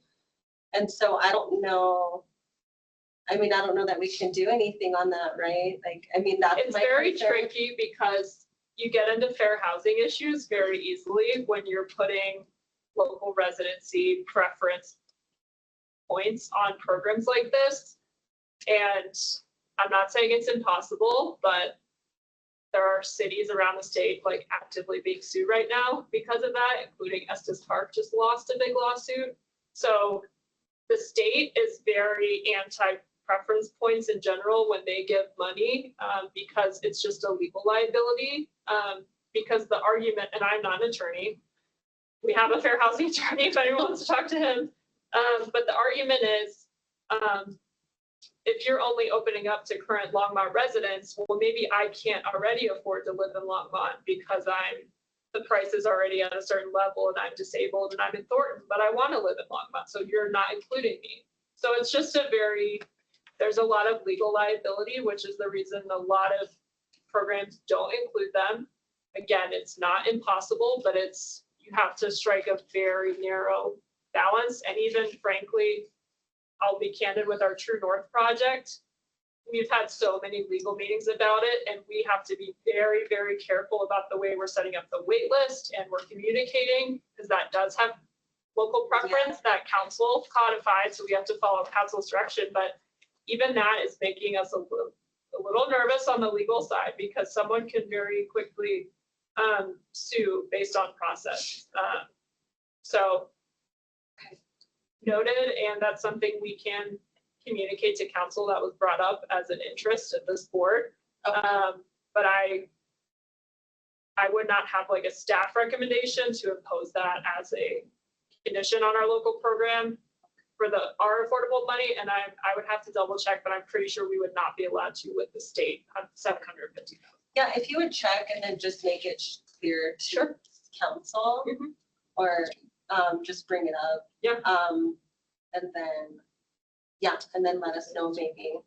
I'll go to council too. Yes, Just to kind of. we can definitely bring it up when we talk about your recommendations. Okay. I felt like I had another, and so do you know how many folks that are utilizing this funding are from Longmont? Do you have those For the numbers? new program? Like for maybe previous years? So Katie, the do you vast, know of your 4 closings, were they already well, talk about the Boulder County. yeah, so the Boulder County application. So we share what's called the Boulder County Common application. So we share it with the City of Boulder, Thistle, Habitat for Humanity of, it's not our local St. Vrain Valley, it's the Habitat of the Flatirons. They're based out of kind of like South Boulder. And then Elevations Community Land Trust. And so there are programs, like rather than having our applicants go to each individual city or group and do all of their application, even though it's all the same information, what we've done is created a common application, and it goes to one entity, whoever they apply to first, and then they literally check a box and say, when you're done with my income qualification, forward it on to the next group. And so that's what we do. The vast majority of applicants I get come from Boulder because they already have an electronic system. So ours is still a paper system. Again, we're trying to modernize. We'll get there. But I get, a folder, a couple times a month from Boulder that says, okay, here's all the applicants who have applied for your program. My hunch with that is that because they're applying to Boulder's program first, they're already in Boulder. That's how they found out about it. And so that's why on average, more than half of the applicants have a Boulder address. However, they're all renters. So they're not either looking to become homeowners somewhere near where they currently live. I've had very few people from out of state. I've had a fair number of people from like Weld County and Adams County, different parts of, the metro area and Denver. But the vast majority are from Boulder. But again, because they've got a more accessible application system, I think that kind of favors that particular population by default. What I can say, so with the 4 folks that we closed last year, without giving too much of their personal information away, so one of them was a longtime Longmont resident. She rented her home for 20 years. She'd been there for 20 years, raised all of her kids and one of her adults one of her adult children who is disabled lives with her. Her landlord got divorced and they had to sell the home. And so she bought it with them. And I was actually her like second or third option for down payment assistance. She had almost closed on it before with a different program. And then like at the last minute found out that it wasn't going to work. So we were able to keep a current Longmont resident in the home and now she gets to own it. She's also a member of the Sioux Nation. So she's really, really involved in a lot of our cultural events here in the city of Longmont. So she's great. I'm very pleased for her. 2 of our 4 applicants are staff with CU. So they work in Boulder, can't afford to live in Boulder. One of those is a researcher who I think he's finished his PhD, but now he's teaching and doing a number of research projects. And the other is staff for one of the colleges or one of the departments, I guess, on their HR team. And then our last person is an engineer who had been moving all around just trying to find a job. He works in sound engineering, so maybe he's a music guy. I didn't really dig too much into what his employer does, but he's a interesting guy who had to move from Fort Collins because he got a better paying job in Boulder, but then was driving from Fort Collins to Boulder, and any money that he got in an increase was being spent on gas. So we got him closer to where he works, and that's the group. That's the 4 of them. Okay, thank you. Thank you for that. Sure. Okay, any other questions? All right, do I have a motion to approve? Katie moves to approve. Do I have a second? Or Kim moves to approve. Second. Martha seconds. All in favor? Perfect. Thank you so much. I know this was a lot from HCI. We really appreciate everyone's time. DPA council presentation, if you want to dig in and find out what they finalize in terms of recommendations, that will be Tuesday, the 18th. And then our somehow even longer, if you can even fathom it, first presentation will be at council on the 25th. So thank you. Really appreciate it. Thank you. All righty. Do we need a break or do you want to keep going? Do you guys want a break or you want to power through? It looks like we want to power through. All righty. Moving on to the next agenda item, number 7.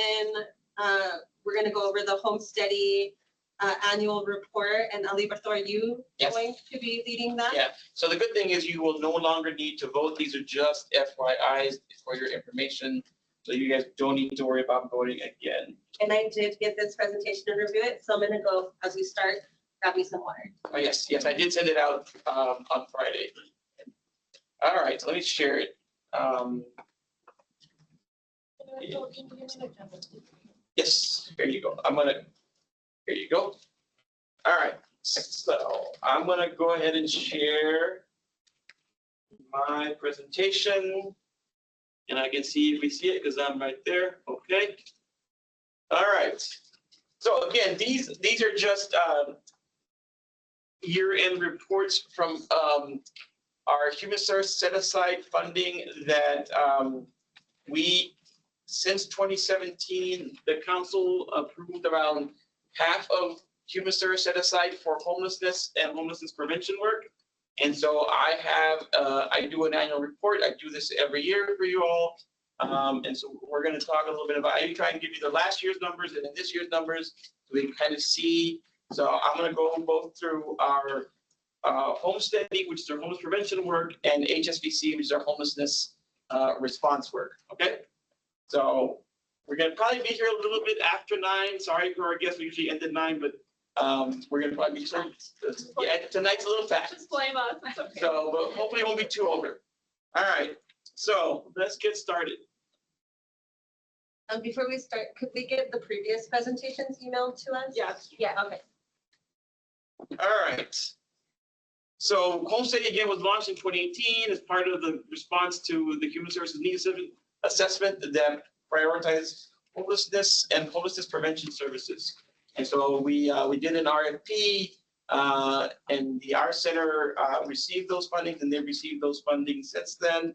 It's $120,000 a year that we do for direct financial assistance, rental, utilities, and then we also help cover the cost of they have a specific case manager that does the home steady program, and we have some landlord incentive stuff, and we also help them cover some of the cost of the survey that they do. They try and give incentives to get people to return the survey. So we want to try and get as much data as we can.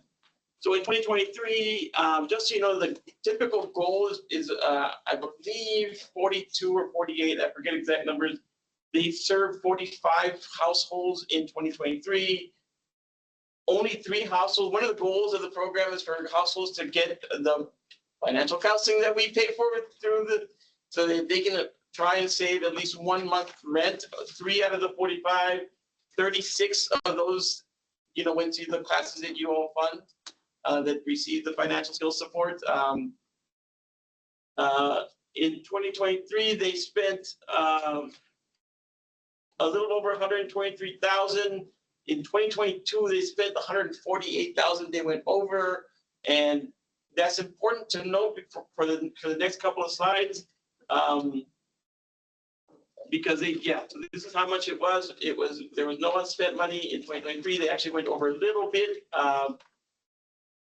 In 2024, here's the data from 2024. So they served 38 clients. Again, they didn't meet the goal of 42 clients, but 24 of those families were able to save for an entire month's rent. So they increased their outcomes there, 31, and they only spent $91,000. Now that's important to know because we don't give them any more money. So in 2022, they spent 148,000.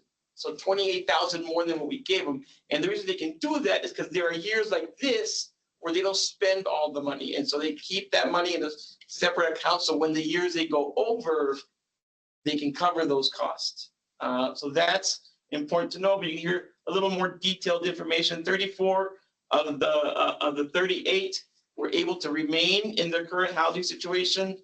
1 family was able to receive a housing choice voucher. 2 had to double up, so that's not what we want, but it happens. You got to keep track of these outcomes. And 1 person was able to move to a more affordable place. And again, 24 participants have been able to reach a level of self-sufficiency that they are no longer utilizing our center services, which is really what we want. That's really what we want to see. And then 14 are still actively accessing our center services. So they're still on their way to become more self-sufficient. So you can see where most of the money went. They underspent. They spent 77% of the funds, and the vast majority went to rent. I did ask them why they underspent, and they had a couple of things, and it also changed this year's contract. One was unavoidable. The case manager was out sick for 6 weeks. She was not available for 6 weeks, and that caused some issues. The other piece too, and this is where we made changes to the program, is part of the reason they couldn't spend it all was typically what we allow in the contract is $3,000 per family. Well, what we were seeing was people weren't qualifying because they were coming in with more than $3,000 in need. Yeah. And so that was it. So this year we've increased. We're going to serve less. The goal is less, but we increased the number to 5,000 that a family can get instead of 3. And the other thing that changed was before we didn't allow families that came with a demand. We're going to start allowing families that come with a demand. So because of what we're seeing on the ground. So those are 2 changes to the program that we made this year. So we're going to serve a little less, but because we're seeing higher needs, we're going to increase the amount that we can give and also provide. Typically it was 3 months of case management. Now we're going to provide more months of case management. Nice. Now what hasn't changed, so this program really is meant to help those that are in just a demand. A demand is an eviction notice or demand for payment, Martha. We didn't allow that before, but we are allowing it now. So to be able to cure that situation. But I just want to also point out that this program is really for folks that are in a temporary difficult situation, right? So if the case manager doesn't see any sort of solution, like, you know, a lot of the folks, and actually it's in this one of the slides, I think. A lot of the folks that come are, as you can see, 2 adults with children in the home. And typically what tends to happen is when I talk to the case manager, I talk monthly with the R Center about this. Big reason for folks coming to access this program is medical issues, where the main breadwinner or one of the breadwinners is sick and out of the job for a bit, and so there's a loss of income and put them in those, you know, housing instability situation, or they're in between jobs, they're laid off and they're going for the next job. So those are kind of the big reasons for people accessing it. Oh, and here we are. They're right here. Seniors living on rent, not able to pay market rent, and we're going to talk about that when we get to homelessness service, because we are seeing some trends that, just to keep you all aware. Only one family working due to high childcare costs. Families think are not enough to pay. Unexpected illness, injuries, and looking for second jobs to make things work. And of course, the big issue is our rents are just high in Longmont.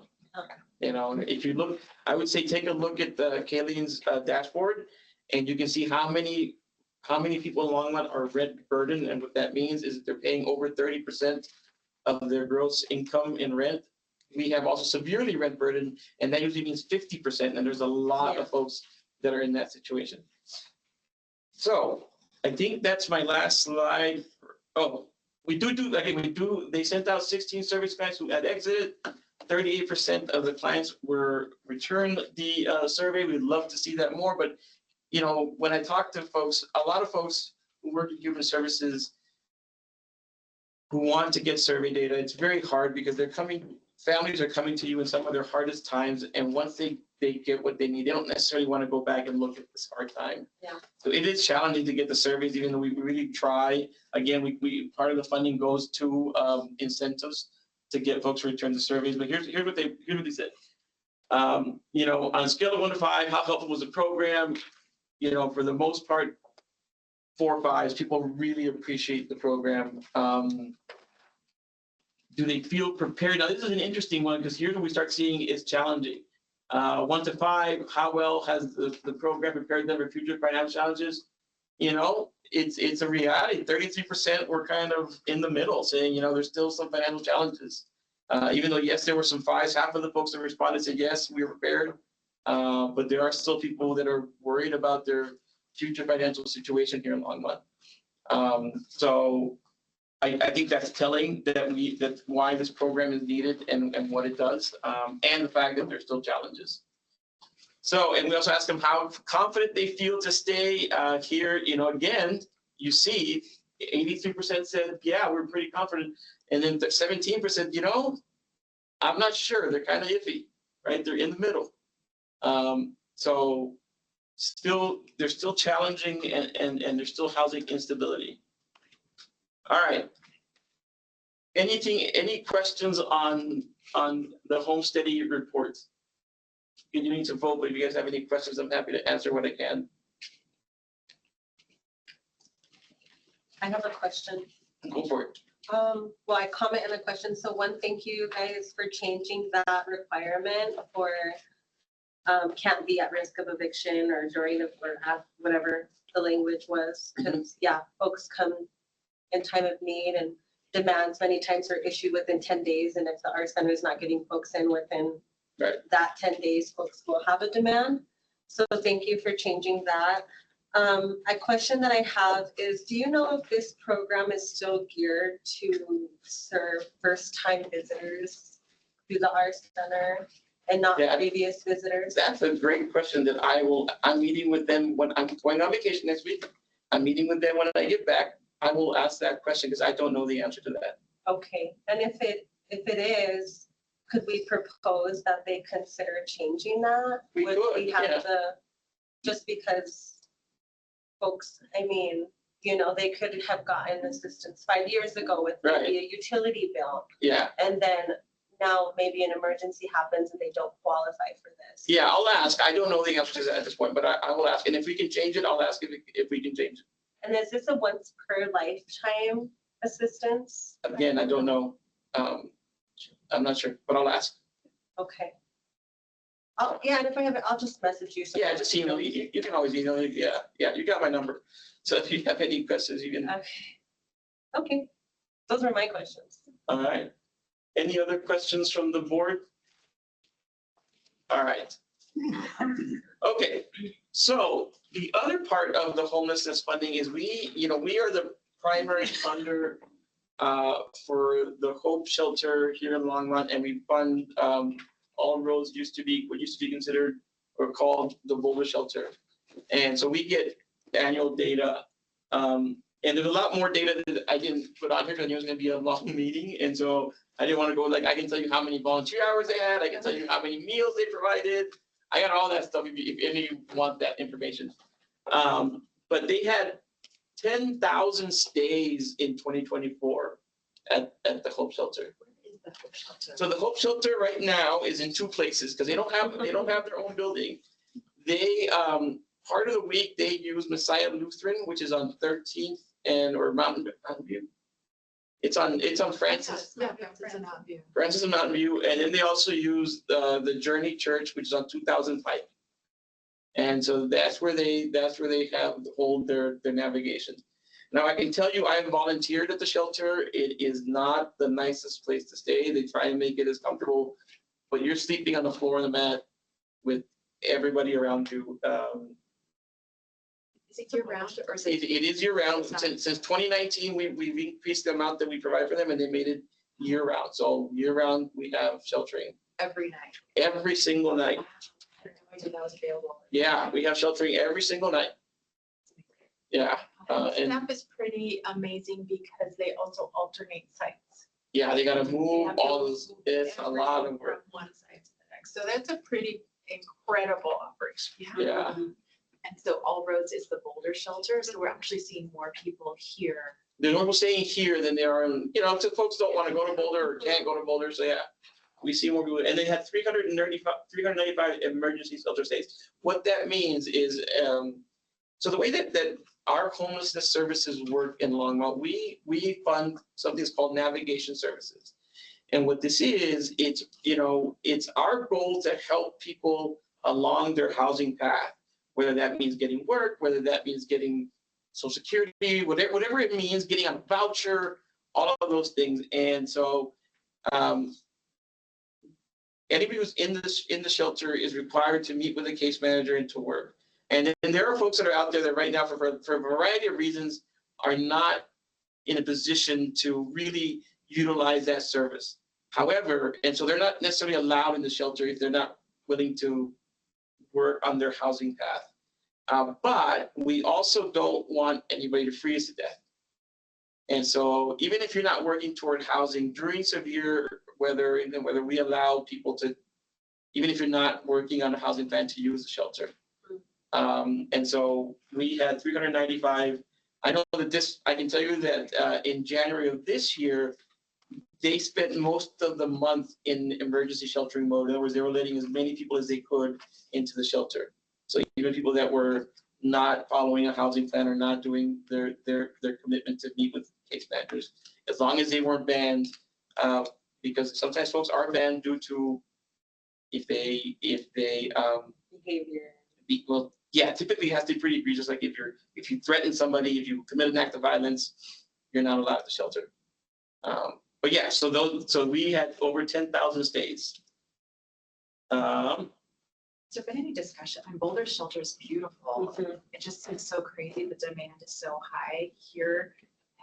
I'm sure there's been talk. tons of discussion. Maybe that's another topic. We can talk about it. I mean, at the end of the day, a lot of it has to do with one, community will, and two, Boulder Shelter, I forget how much it costs, but it costs a lot of money. It is a beautiful building that cost millions and millions of dollars to build. And, so where does that money come from if we were to decide to build one here? So part of what you saw in Christie's presentation about Tetra Tech, it was exactly that consultation that Hope had to say, okay, if our business model is to move from one church to the next, what would it take for us to start to look at that, like what, to Eliberto's point, the financial piece of things. Okay. And if they were to move forward on a permanent home, that, they could use that consult services on the engineer. But yeah, I think Eliberto's point is well made. It's, and I am a Boulder resident. Like, because when All Roads started doing day services, which was just in the last several months, even just getting approval for day services in the location that they already exist was extremely an uphill battle with the community. So, Okay, that's good. yeah. So yes, there's been discussion for years. I just think there's a couple of things to overcome. Community will, zoning, finance, yeah. So another thing that we fund through this fund is something called LDARE, and I forget what the acronyms. I helped create this acronym years ago. It's something about Longmont's targeted housing effort for outreach, something, I forget. But anyway, they do amazing work. These are folks, so the LDARE outreach is made up of a social worker and outreach specialist that has lived experience. In other words, they were on the streets themselves. And they go out and they make contacts. So they had 228 contacts with unique individuals in Longmont. These are people who are unsheltered. They're not coming to a shelter for a variety of reasons, and they made 228. They were able to acquire 57 vital documents. So what are vital documents? So vital documents are your birth certificate, your license, your ID, all the things you need to apply to LHAAB to get into a voucher, right? And what we've heard is on the street, people lose these things. They're stolen a lot. And so it's really vital that we get them their vital documents. It's an important piece of the work.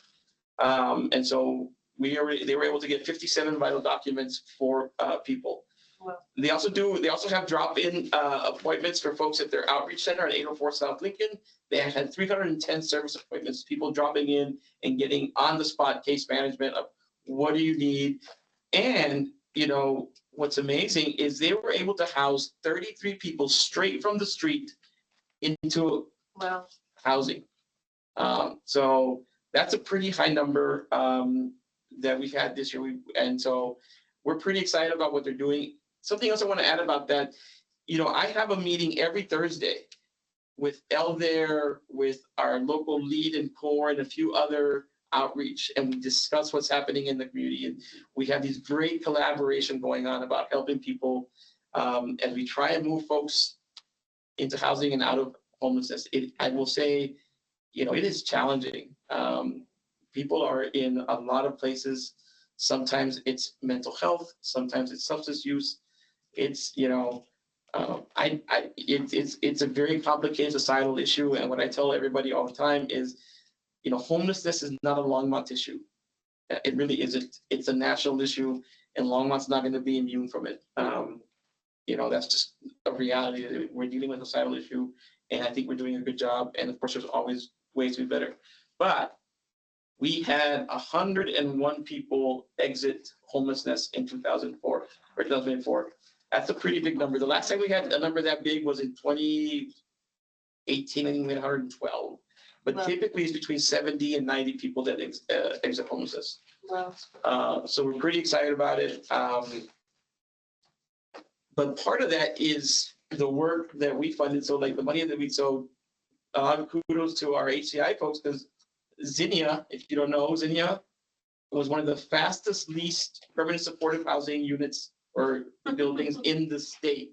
Wow.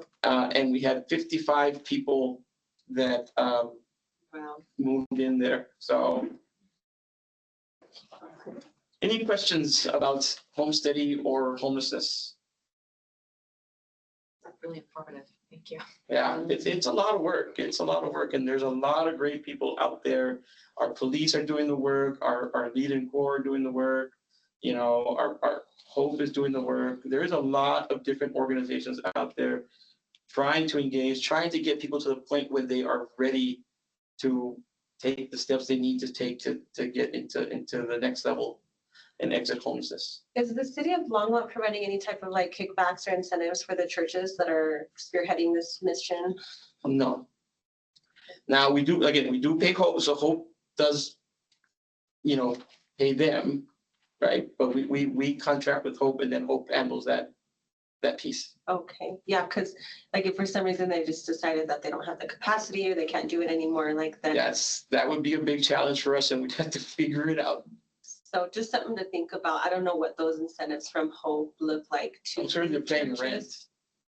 Yeah. Yeah, Like Okay. a voucher. yeah, they're probably paying rent. And I'm Okay, sure they're paying utilities and all that kind of, that's good. Yeah. Yeah, that's what I wanted to know. yeah. Okay. All right, then I'm gonna move on to the next one, if there's no questions. All right, and this again is again, we're not voting tonight, but this is setting up the conversation, because we're also gonna be at council on the 25th. It'll be a party. It's gonna be a party, you're welcome to Yeah, come. it's funny because I was gonna go anyways. I didn't know you We'd folks love would be to be there. there. So, All right, and so this is something that we've already been talking about since May of last year. thank you for coming. Thank you for your time, guys. All right, so let me stop sharing. Already stop sharing. We should wear matching t-shirts. You could. You're the chair. You get to design the t-shirt. All right. All right. You got tie-dye. Yeah. All right. So, I'm not sharing it. Why did it not share it? Hold on, give me 1 second. Okay, so we're not making any decisions tonight. I'm just setting the context for the conversation. And we've been having this conversation since 2020, the end of 2023. And so, okay. All right, so as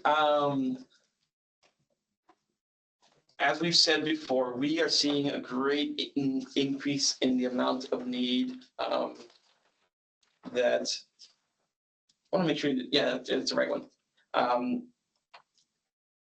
In the amount of need incoming in requests for human services funding. And I want to show you how it's grown since 2020. In 2020, we had 800,000. And then this board, thank you for the work that you did and the work of Karen Roney and getting us, we used to get about 2.3, at that point it was 2.33%, and we've been able to make it up to 3% of the general fund gets set aside for human services funding. Half of that goes to the homelessness work that we just talked about. The other half, this board manages or advises on through the human services funding process, right? So you all get half of it, homelessness services gets the other half. And you can see how the amount has grown from a little bit under 800,000 to a little bit over 1.4 million, and how it's grown here in the general fund. But what we're seeing, if I can get this thing to, is we're seeing a gap. So in this slide, what you can see is the blue represents how much was requested and how much was available and what the gap was. So in 2020, close to 1.5, we only had a little bit over under 800,000, and so the gap was a little bit over 500,000. In 2021, that gap went even lower because there's a little less requested, and we had a little more available, and so that gap was small. It was smallest in 2022 because that's when the board got the council to go up to 3%. So we had a big bump in resources. So the ask stayed about the same, but we had more available, so there was a very little gap. But then and this is where I started in 2022, we started seeing a bigger jump in, even though our amount increased a little bit, the request jumped, right? And then finally, what we've seen the last 2 years, if you can see, we're close to 2.5 million in requests and only 1.4 million in available resources, so that gap has grown. And Christina and I don't see this changing. In fact, we see it maybe even getting more difficult as there is more need in the community. And as other funding sources dry up, it's a big challenge. Yeah. question. Yeah, So is the general fund also going to decrease? it could. Okay. It could, right? So we get 3%. If next year's budget is lower, then of course our 3% is lower, right? That all depends on the economy. And so what we're seeing again is this huge gap. And we're seeing a growing need in the community. So this is represents the number of programs and agencies that apply. These are just the requests, not now I'll get to what we awarded. So as you can see, in 2020, we had 50 programs, 46 agencies. It went down a little bit in 21, 22, but then all of a sudden in 2023, we start to see the shift, right? And we went up to 51, 57, and then 62 for 2025 of applications that came in, right? So we're seeing a huge increase in that as well. And then, here we go.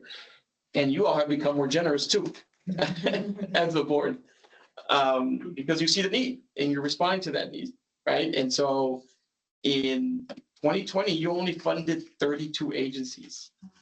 That was it. You only funded 32 agencies. And since then, it's been increasing every year. And this year was the highest. And Amy and I are still working on all the agreements. So with the funding of the 32 agencies, was that just the agencies that requested funding? No, those are the ones that got selected, they so there scored were high more. enough. Okay. Yes, I can, yeah, there was 46 agencies that applied Okay, and 29 were funded. okay, wow, Yes, we might have another year like that next year. we may. Yeah, so you that board was a tough board apparently. Yeah. And so this is what we've seen, right? We've seen that we have funded more agencies and more programs every year. And because part of that's because we're seeing more demand and more requests for funding. Yeah. So again, just setting up the conversation tonight. We won't make any decisions, but Christine, do you want to talk a little about this? I think you've covered kind of what we initially talked about. I think, your point about if general fund goes down, then we have a smaller allocation. And so we don't know what that allocation is going to be. And so to just kind of look at it from the perspective of increased need with the same funds, potentially decreased funds.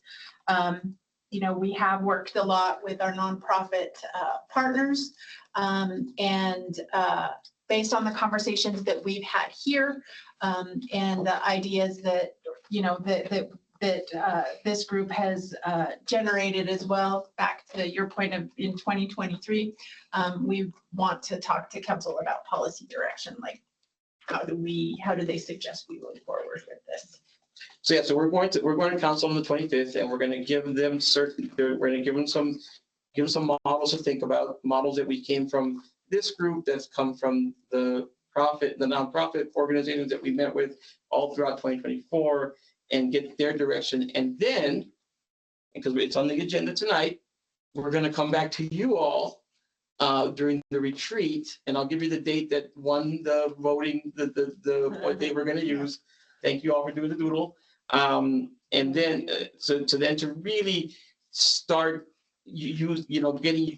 finalizing, once we've already heard from you, we've heard from nonprofits. We're actually meeting with nonprofits tomorrow to give them this exact same context setting. I have 55 nonprofits tomorrow coming to a meeting. Wow. To give them this exact same conversation. And I'm sure that there's going to be a lot of nonprofits on the March 25th meeting. And then we will subsequently follow up with you all at the board. But tonight, I just wanted to show you, set the context for the conversation. Is there any questions or thoughts about, you've seen this before, you've just not seen it all together. We've been talking about this for quite some time. I see a lot of newspapers from a lot of towns, and the inflation, of course, means more money. On the other hand, almost every town I've followed in the newspapers, which is about 65 of them. Half of the breweries have disappeared in Colorado, the craft breweries. People have cut back on the amount of restaurants they go to. They cut back Yeah. on the concerts and plays and other things that they do. Yeah. So that they're buying big objects, but the small objects like restaurants and breakfast and things have been passed by. So it's hard to predict what's going to happen in terms of the general fund. That is very true. Just because what's happening because of the economy and so on, and what people are doing to save money. And as I say, they're cutting out a lot of restaurants and plays and movies and, you know, all that kind of stuff. So it's going to be interesting.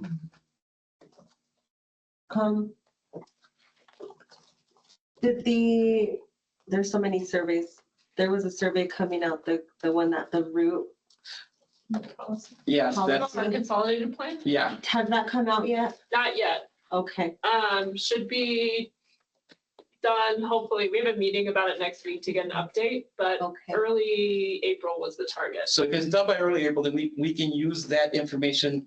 So I guess we go to item, So then I wonder if city council would need that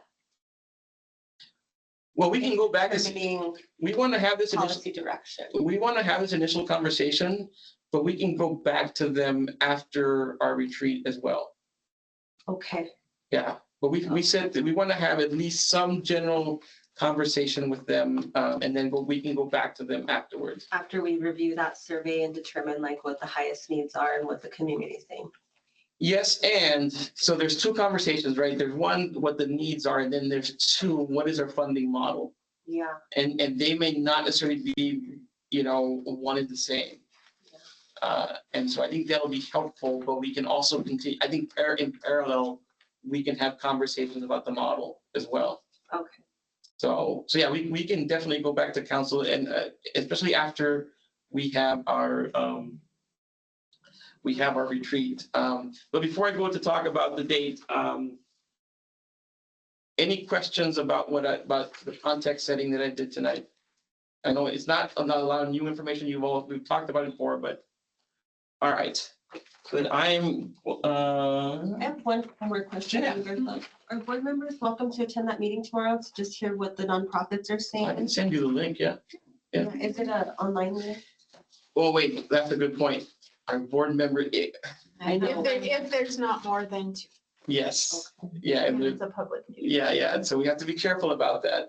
If there's more than two. I happen to be off tomorrow because I took Fridays off in March, if you guys wouldn't mind. Yeah, I'll send you the link, but yeah, we have to be careful about that because we want to make sure that we stay Yeah. within Colorado open meeting Yeah. laws, right? So, Okay. so if you want to come, that's fine, but yeah. That's it.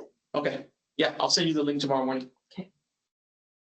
All right, so then this next one will be brief. I know we're over time and I thank you all. So the board retreat, so I just got the final votes and the board retreat will be April 19th. Mhm. I know some folks can't make it that. I know that we're not gonna get everybody here. It's gonna be downstairs in the city council. And we'll of course, because you are going, it'll be a public meeting. And so we'll do what we have to do to get it on the agenda. And so we'll hear from council, we'll hear what the nonprofits have to say, and then we'll come back and we'll start to create an implementation plan on how we move forward. Okay? And that's all I had tonight. Cool. Any other business? I don't think No so. other business? Do you have any? Yeah, Sharon, do you have any other business? I always have other business.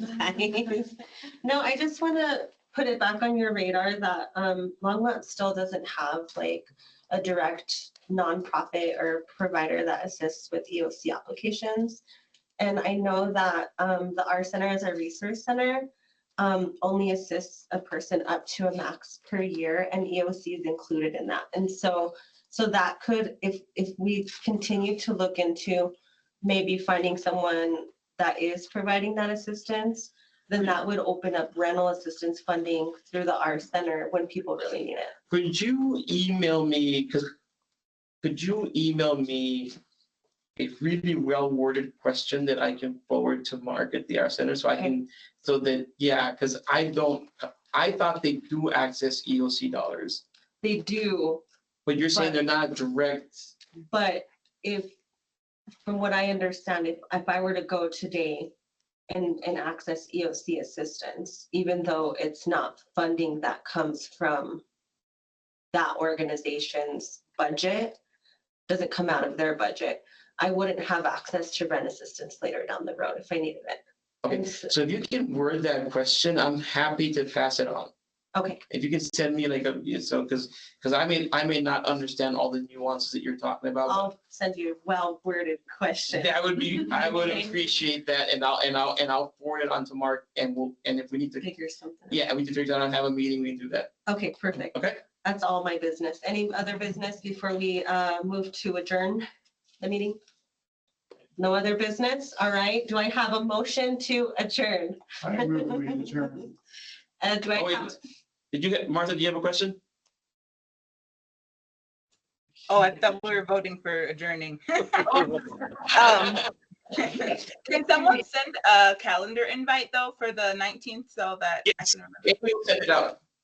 Yeah, and we'll make sure we make it, that we have a Teams link if folks can't be here in person as well, so. Perfect. All right. So Robert motioned, Martha second, and all in favor? All right. It's gonna be 9:30 to 11:30. We'll send out an invite. Perfect. I'll be there. I have to write in my schedule. Good night, everybody. Look at the super cool moon on your way home. There you guys. Now we get to go back.